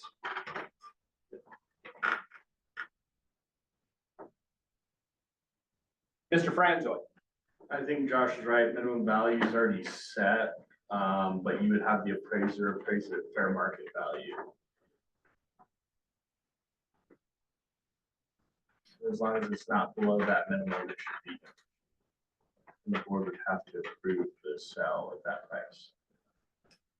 And going off of what Ryan Serrano said, we do not likely want to be selling A drains based on our cooperative agreement.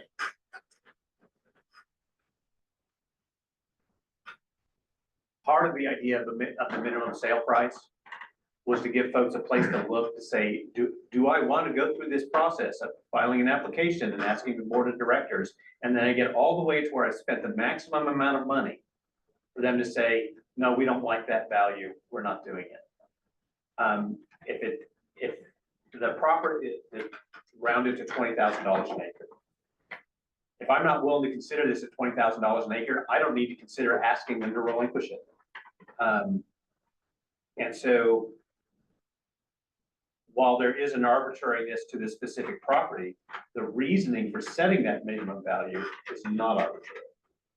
It is intended to recognize the important value of district assets to our members and to express that importance to those that are interested in requesting a relinquishment of that property.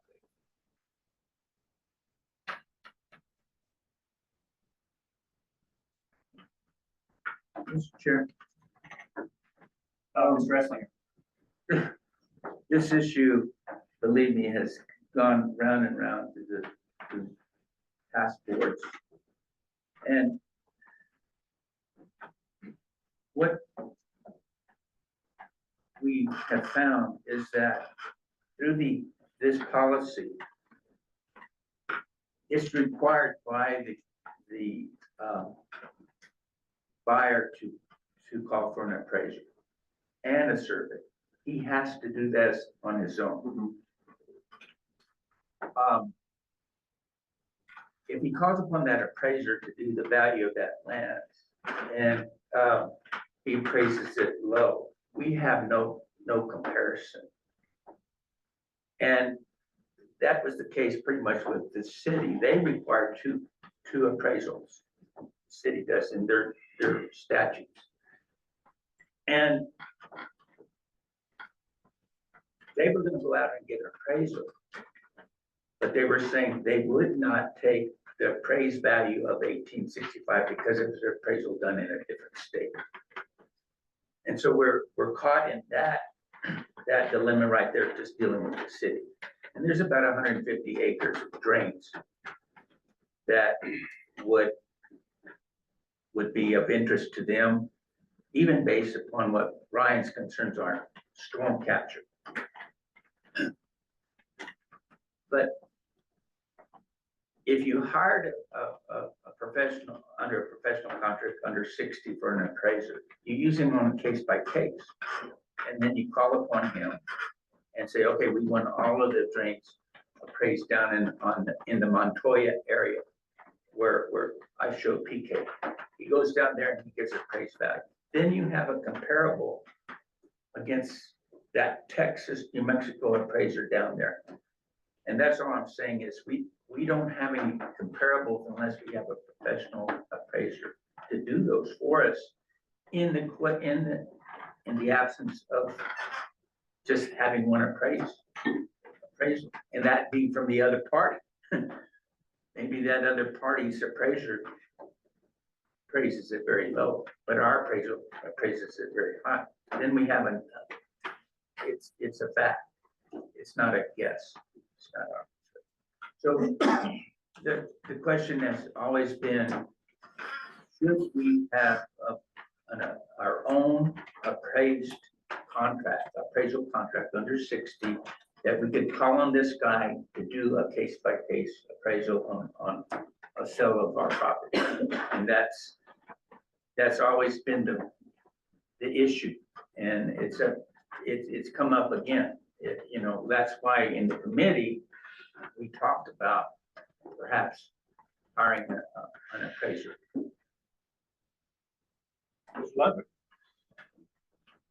We have to rely on appraised value. Somebody wants to buy the property, they're in EBID store, it's EBID's asset. We can set whatever price we want. That is correct. That's correct. There is, we cannot undervalue it. We cannot have somebody show up and say, we really like you, we'll sell it to you for $1. I know there's 8,000. So that is a way that we've established that. But you are correct, Mr. Ludwig. We can recognize a value for it, that as the board of directors say, we will not relinquish our members' property for less than X, we can absolutely do that. I believe, is that correct, Mr. Lee? Yeah, that's correct. And that's consistent with what the current policy and the draft amendment policy. Right. And remember, as what Mr. Leeds put into this was the obligation we have to the state of New Mexico to, that, you know, they've set it at 25,000. You have DFA to that requirement as well. If that value of that land goes over 25, whatever you're trying to sell. And all of that is to stay compliant with the anti-donation clause of the Mexican Constitution. We cannot give away the things of value that belong to our public, which is the constituents of EBID. Cannot do that, nor would we want to. I thought those regulations on setting the price too high. Because whenever we were first talking about it, I said, he'll pay it real high. And did I not get shot down? I think I did get shot down, right? I'm putting it too high? That the state would come down and say it's unfairly priced. Is that right? Because I immediately balked at that 18. I said, yeah, it ought to be a lot more. 30, 40, 50. That's an excellent question. Is there a reasonableness standard? Like, could we simply say the minimum price $1 million a name? You know, then I don't think in that case, the state would ever review the transactions because they would probably never get to the state. You know, in terms of the state board of finance, they're gonna be looking at, they, as Josh said, you know, require an appraisal. They require tax review of it. They require the state to indicate a reason for it. I think generally one of the factors they're going to take out is it financially beneficial for the state entity. So a higher price is in some respects going to be something the state should support, I would hope, in its review of it. Because that is part of the calculus that the district takes into account is you're relinquishing value because, or property because it can provide financial benefit to the district. Mr. Ludwig. Okay, thank you, Mr. Ludwig. As I've approached this question, our value of our property, I tend to approach it from the direction of what if our facility didn't exist and we wanted to put it in? The adjacent properties, that is where we would acquire the land to put this infrastructure in. So the first thing we would have is the cost of that land. And if the state wanted to acquire that, they would have to condemn it and pay whatever the fair market value is for that land. Our facilities are not bare land. They have engineered, constructed infrastructure on it. And that infrastructure has value. And if somebody is acquiring it, we should recognize the value of that infrastructure. So it not only has the raw value of the land, which the best I can compare it to is the adjacent land, not other drains. And that it has engineered infrastructure. What would it cost you to engineer and construct this infrastructure? There's a reasonable value to the infrastructure we have already constructed.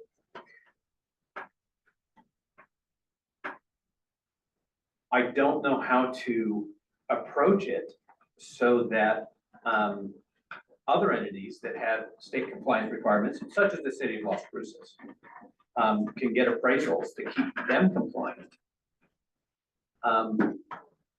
So that we can actually execute these transactions. Mr. Roderos. I think we know that we need to refer this back to committee and do some more investigation on it as to how to set a minimum. So I think we should do that. I'm accepting that as a motion to refer to committee. Seconded by Mr. Colquitt to refer this back to committee. Any discussion?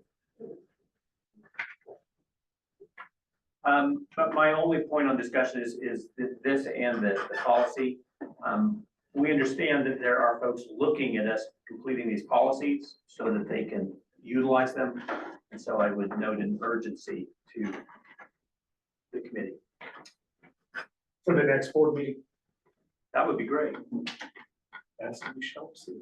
All those in favor of referring the question of a minimum sales price back to committee, signify by saying aye. Aye. Any opposed? Through the chair, the ayes have it. The motion passes unanimously. The item is referred back to committee. That brings us to our, I believe our last item under this. Discussion potential approval to lift moratorium on land relinquishments, Mr. Colquitt. So. Help me out here. So the reason that I moved this to after the previous two items was that it was unclear whether or not we were going to have an amended relinquishment policy and an approved minimum sale price that we could then give the folks in order to start requesting relinquishments should they choose. It is my opinion that we don't currently have those because they've both been referred back to committee. And so I believe it is premature to lift the moratorium because the moratorium was put in place so that we could sort these questions out. Mr. Roderosa. Should we vote on it and likely have it not pass, or should we just table this till the next meeting? We can postpone it. We can move to postpone. Okay, I move to postpone. There's a motion for Mr. Roderosa to postpone. Mr. Lutz, is that a debatable motion?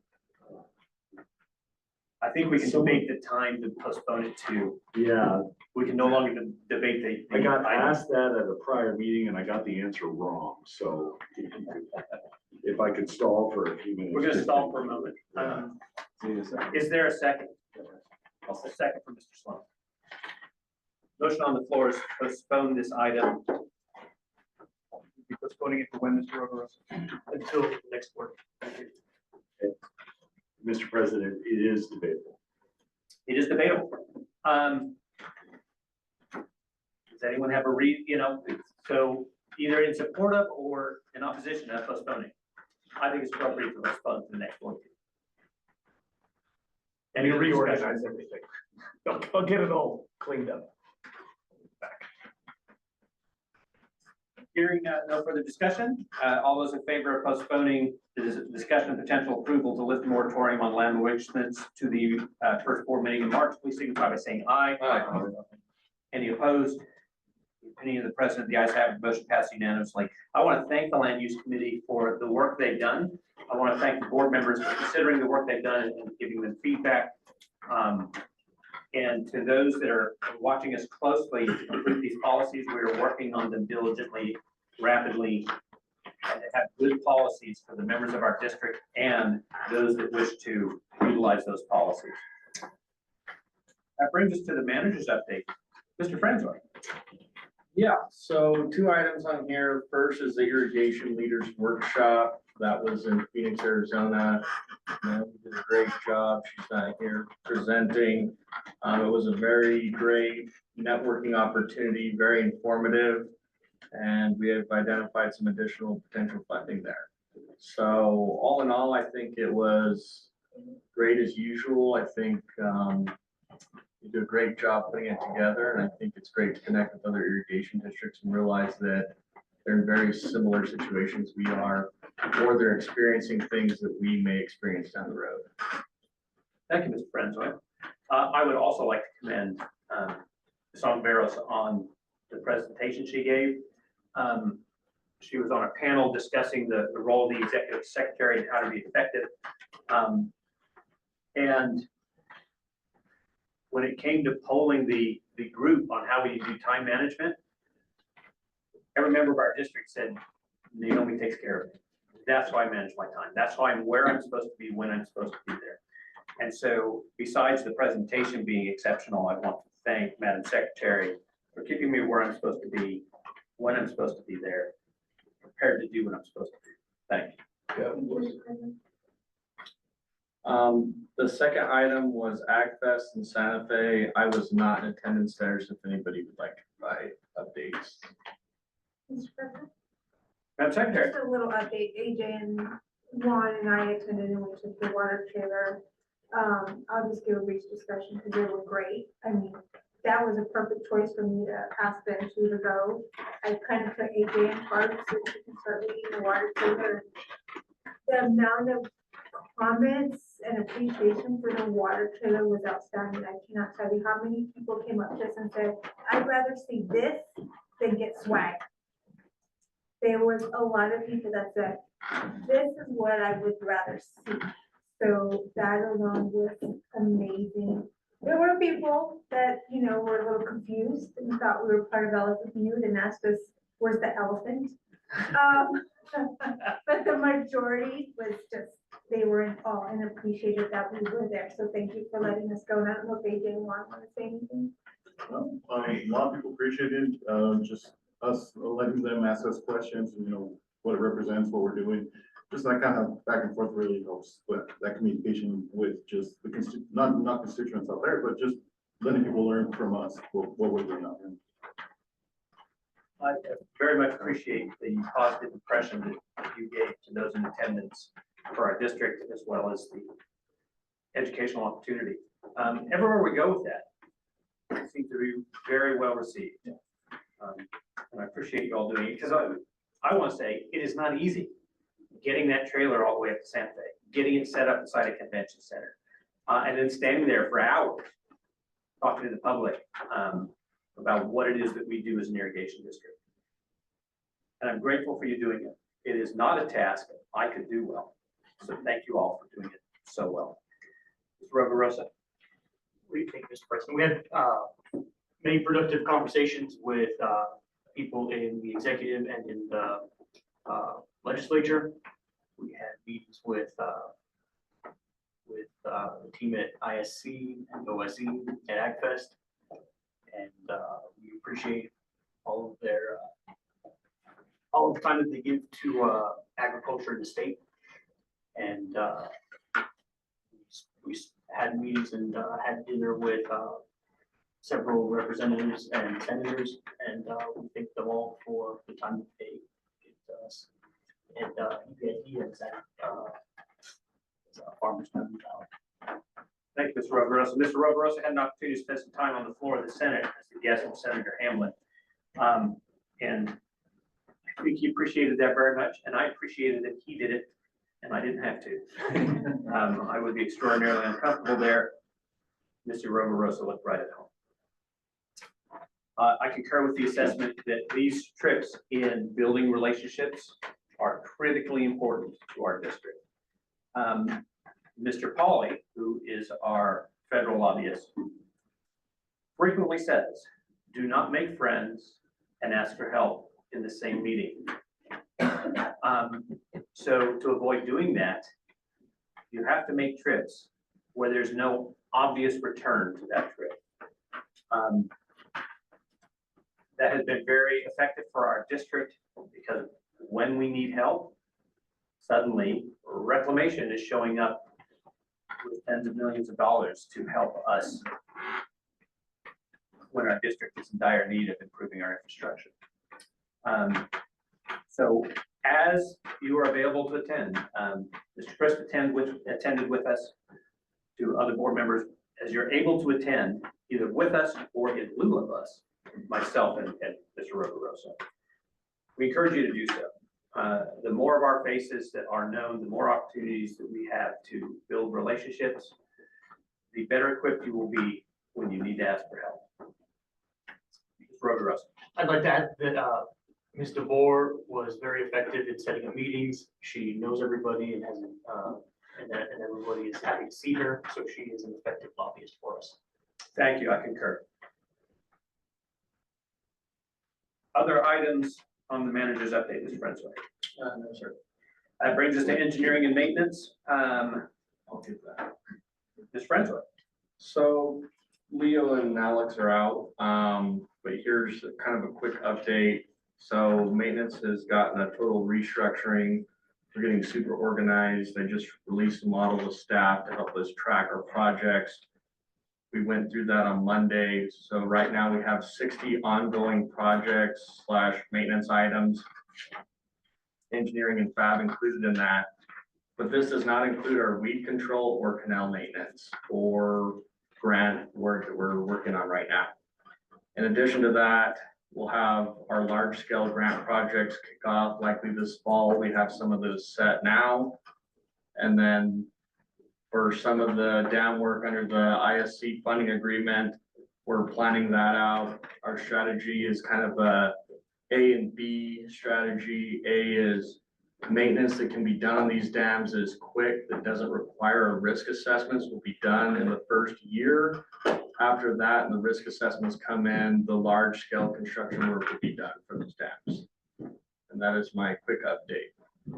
Thank you very much. Questions regarding the maintenance update for Mr. Frenzoy? I want to express my appreciation to the maintenance team.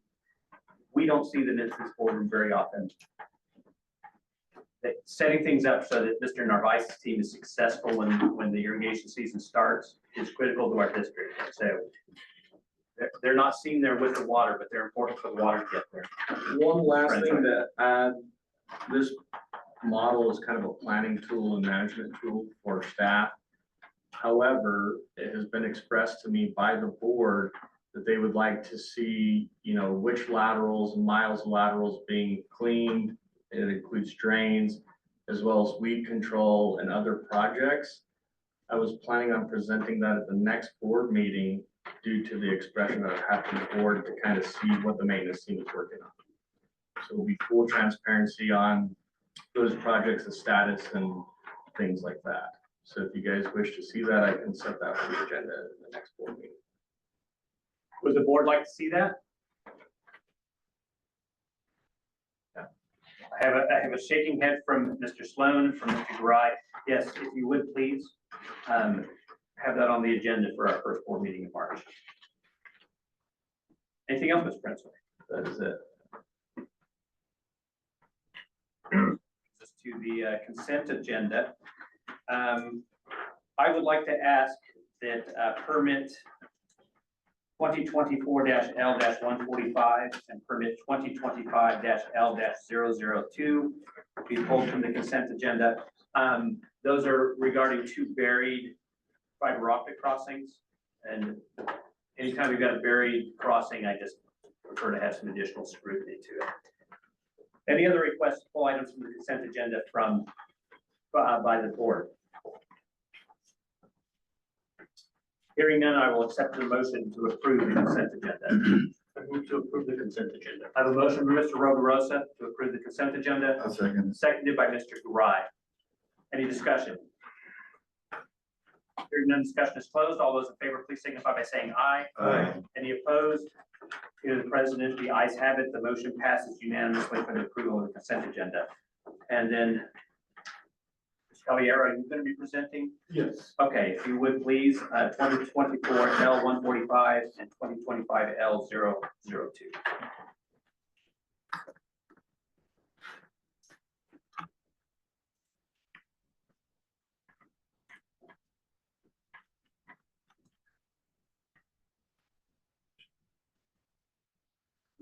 Around.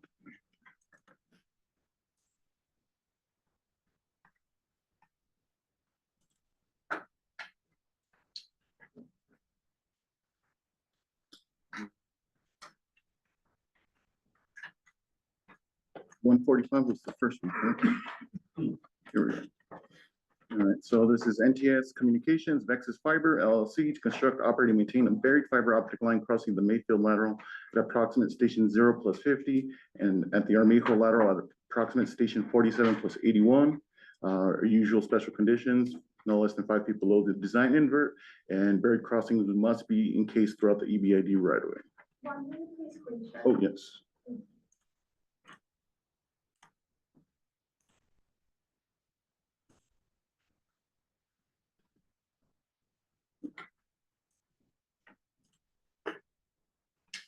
Would you zoom in on that aerial photo, please? Of course. So I see the Armijo and where the Mayfield comes off of it, but I don't understand where the fiber optic line is coming across this. Ooh. The request is across both of them. Yes. trying to remember off the top of my head. I believe he had the designs on here, but I don't see them. And so to orient myself, that's the Burlington Northern Santa Fe rail line, Yeah, right? yes, sir. Do we know how they're crossing their right of way? Off the top of my head, I do not know. I would have to look at the designs for this one Does the specifically. Armijo abut the rail right of way there? For the, It looks like the Armijo crosses the rail right of way there. oh, yes, here, yes, it goes underneath, yes, sir. Okay, It's piped underneath. Mr. Esslinger. Yeah, that, where the circle is the heading of the Mayfield lateral connected to the, and that's where that buried cable is gonna cross both of those. Based upon the heading of the Mayfield and the continuance of the Armijo. So it would be 50 feet from. here. Thank you. And the NTS Communications DBA Vexus Fiber, I'm assuming that this is a consumer fiber optic line that are being done as Yes. part of the extensive fiber optic network that's going in. Yes, sir. I don't have any real opposition to it. I just don't quite understand how this is going under our facility, and I'm assuming, trying to remember. And I also don't know how these consumer fiber optic lines, how the penalties for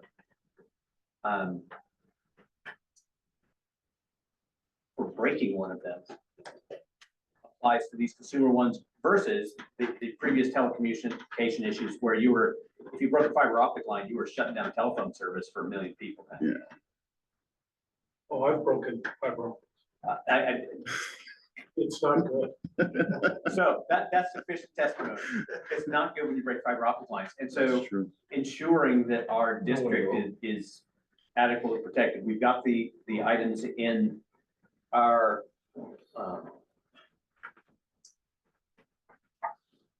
we've got the items in our permit, which I believe says it has to be 5 feet below the invert of the drain and encased throughout our right of way. That's correct. And so for, again, as an explanation to the board and members of the public, the intention of that is if our facility breaches, either in or out, so water is flowing into it because of a storm or water is flowing out of it because of a infrastructure accident. That the washout will be above the buried infrastructure. The expectation is the washout here will be less than the invert of the canal. This is a bigger deal in drains, where the washed ends can create a hazard to the buried utility. What's staff's recommendation? We do recommend approval. This is within the city. The Mayfield lateral is seldomly used. It's more for flat rates. The Armijo is piped through a lot of this section, but I believe it does open up crossing the railroad tracks. But we wouldn't see any issues with the board pits going underneath there. Any questions from the board? Any further questions from the board on this permit, on this license? This is a brand new line? Yes, this will be a brand new line. Yes, sir.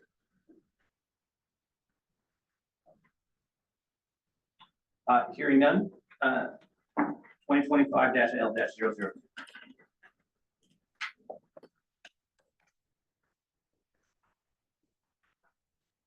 City of Las Cruces. We can act on them together. So, Mr.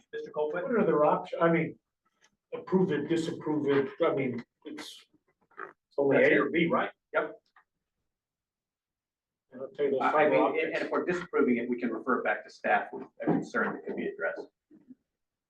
You know how I broke that fiber optic? I pushed a tree over. I don't think we should get into it, Mr. Colquitt. I'll take your word for it that it was not good. It just happens easy. But we don't need you on the record of what happened. Please continue, Ms. Kelly. yes, we have 2025-L-002, City of Las Cruces to construct, operate, and maintain a buried fiber optic line crossing the Mayfield lateral Station 20 plus 2022. Same, special conditions we've had. And this is gonna be crossing North Valley Drive here. So it's gonna be near the road here. Okay, so is it running parallel to Valley Drive there? Yes, sir. Happening? Thank you, that's all the questions I have. Any other questions? Oh, here's a quick one, I hadn't thought of it, but Communis Park. Is Communis Park an EBID constituent? I don't know. Do what? Communis Is Park? Communis Park an EBID constituent, are they receiving water from the Mayfield lateral? I don't think so. Okay, Majority of Mayfield. Yeah, flat rate? Mayfield has probably one farm rate at the very tail end.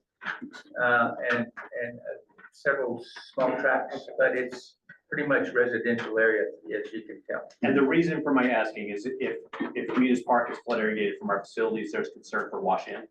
And that's the only reason for my inquiry. Any further questions on this permit? Staff's recommendation? We do recommend approval on this one. This one will be mostly just on the side of the street. Thank you very much. That satisfies all the questions I had for these two permits. What's the will of the board? Motion approved. I have a motion from Mr. Clayshall to approve licenses 2024-L-145 and 2025-L-002. A second by Mr. Garai. Any further discussion? Hearing none, discussion is closed. All those in favor, please say aye. Aye. Any opposed? Being the president, the ayes have it. The motion passes unanimously. Thank you very much. Thank you, Jim. That brings us to the HR and safety update, Mr. Francois. I will keep this very short. We currently have 78 employees in the district. We'll be looking to add up to 40, given grant funding, potentially some more throughout the year. And congratulations to Jeffrey Castillo for serving us for 20 years. Thank you, This is Mr. not Castillo. here, but Thank you for recognizing him, Mr. Francois. We appreciate the longevity and the dedication of our employees, and particularly today, Mr. Castillo. Thank you for 20 years of service. All right, that brings us to suspension and transfer hearing. I call the order. The board, sitting as a board to hear suspension and transfer hearings. Good morning. The board is convened to act upon applications by landowners in the district to transfer water rights pertinent to lands within the district which are not suitable for irrigation or capable of being properly irrigated to other lands within the district. These applications are filed under section 73-13-4 of the New Mexico statutes. The board will decide if, within their judgment, the other lands within the district may be profitably and advantageously irrigated. The applicants are identified as listed on Exhibit A. The applicants were required to publish notice in any newspaper published within Doñana County of EBID taking action to consider a resolution allowing the transfer. The publication should have listed the time and place of this meeting, listed the action to be taken by this board, and listed the description of the move to and move from lands, and listed the reason for the requested transfer. Does staff have a copy of the notice of publication? Yes, sir, we do. Were all of the required points in the publication? Yes, sir, they were. Was the last publication date made prior to this hearing? Yes, sir. We will now proceed with presentation by staff. After that, the board members can ask questions of staff. Good morning. We have two water transfers this morning. The first one is 2025 WTS 001. Jeffrey Smith is transferring 2 water righted acres to Mary and Barry Smith. If approved, Jeffrey Smith will no longer have water rights, and Mary and Barry Smith will have a new total of 29.70. Second one we have is 2025 WTS 002. Steve Warren. I'm sorry. Change to that one on the screen. Yes. Thank you.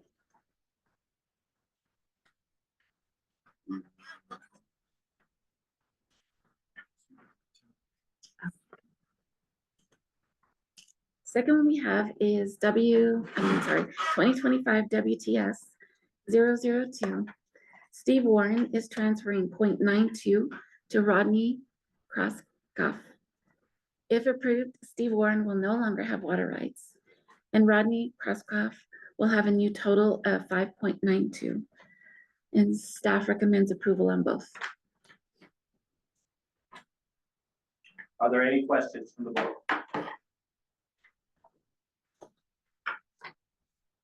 At this point in time, the board will take evidence and testimony from the applicants or their representatives, or any person who is here to protest the applications.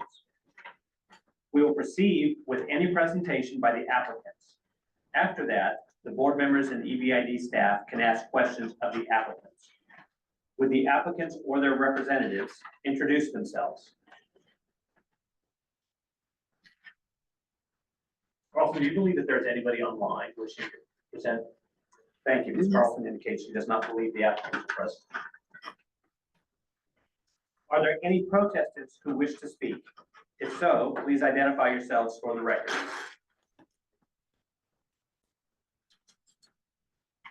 President, just for the record, everybody online is able to unmute themselves. Thank you very much. If you are online as a protestant, please unmute yourself and identify yourself.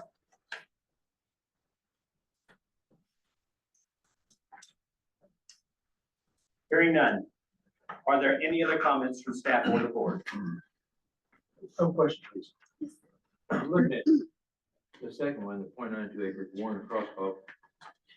I understand where the transfer is from.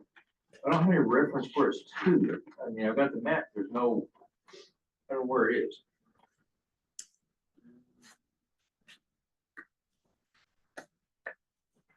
That's what I'm looking at.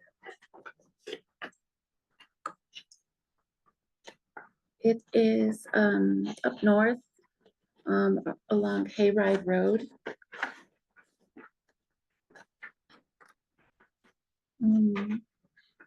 Off of Valley. Okay, that helps. Thank you. You're welcome. Hayride Road is near Leesburg Dam, is that correct? Thank you.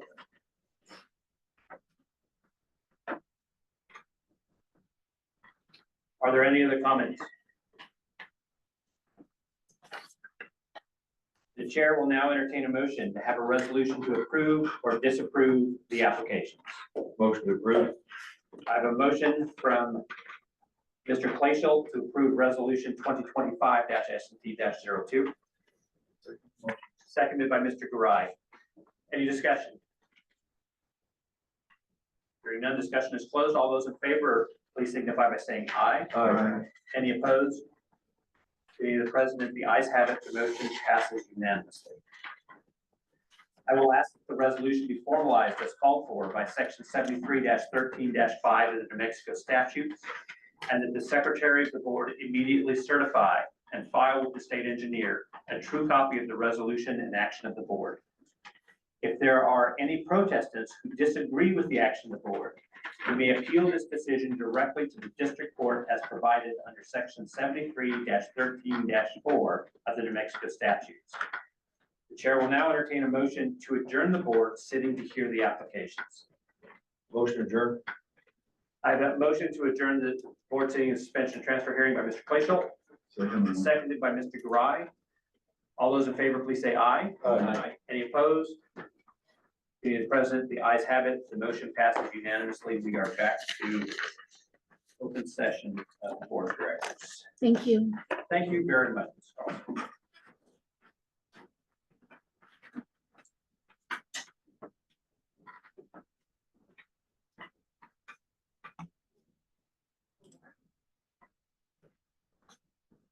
My agenda is moving slowly. I believe we are to closed session. Thank you. Is that where we're at on the agenda? That's where we're at. Thank you. I don't know why my agenda's not coming up, but we have finished the open session business. Is there any other business to be discussed in open session? Hearing none, I will accept the motion to go into closed session to discuss the agenda closed session items. Motions. I have a motion by Mr. Clayshall, seconded by Mr. Colquitt to go into closed session to discuss the agenda closed session items. All those in favor, please say aye. Aye. Any opposed? Being the president, the ayes have it. The motion passes unanimously. We are in closed session. All right. Are you just going to dismiss or should I stick around? Well, Yeah, 1 second. I move we come out of closed session. I have Oh, a sorry. motion, Director Garai, seconded by Director Colquitt to come out of closed session. All those in favor, please say aye. Aye. Any opposed? Being present, the ayes have it, the motion carries, the motion passes unanimously, we are in open session. I will note for the record that no items were discussed in closed session other than those items mentioned in the motion to go into closed session, which were the items listed on today's agenda. Is there any further business? Motion to adjourn. I have a motion from Director Clay-Schultz to adjourn, seconded by Director Ludwig. Really quick question on the agenda. We had the monthly calendar. We did not address whether or not we wanted to send a delegation with the manager to Santa Fe in March for Soil and Water Conservation District Day. Can we do that now? Oh, I have a motion on the floor that's not debatable, so only if the motion is withdrawn. I withdraw the motion. Motion is withdrawn. Okay, there was a question about whether or not we want to send a delegation in March on Soil and Water Conservation Day in Santa Fe. When does the session end again? Well, after that, this is the 6th. 22nd, I think. Of March 6th. So this is the latest the session could end, I know that. So I will state, I'm not available. So if you think of sending me, I'm not available. What is the will of the board? Do we wish to authorize travel for a board member to go up there? One or more board members to go to Santa Fe during the session to continue our relationship building? Plus the manager. Oh, plus the manager, yeah. I make a motion to send a board member plus the manager up to Santa Fe. I have a motion from Director Colquitt to authorize travel for one board member and the manager to Santa Fe for all actual expenses. Can we? To 2 board members. Accept that as a friendly amendment. Friendly amendment. I have a friendly amendment. The motion from Director Colquitt is to authorize travel for all expenses incurred for 2 board members and the manager for the 5th of March to Santa Fe for the legislative session, seconded by Director Garai. So for discussion. I think it's a good idea. I think it's a good idea. Any further discussion? Call for the question. Hearing none, discussion is closed. All those in favor of the motion, please signify by saying aye. Aye. Any opposed? Opinion of the president, the ayes have it, the motion passes unanimously. Is there any further business? Move to adjourn. I have a motion from Director Rovirosa to adjourn, seconded by Director Colquitt. All those in favor, please say aye. Aye. Any opposed? Opinion of the chair, the ayes have it, the motion passes unanimously. We are adjourned.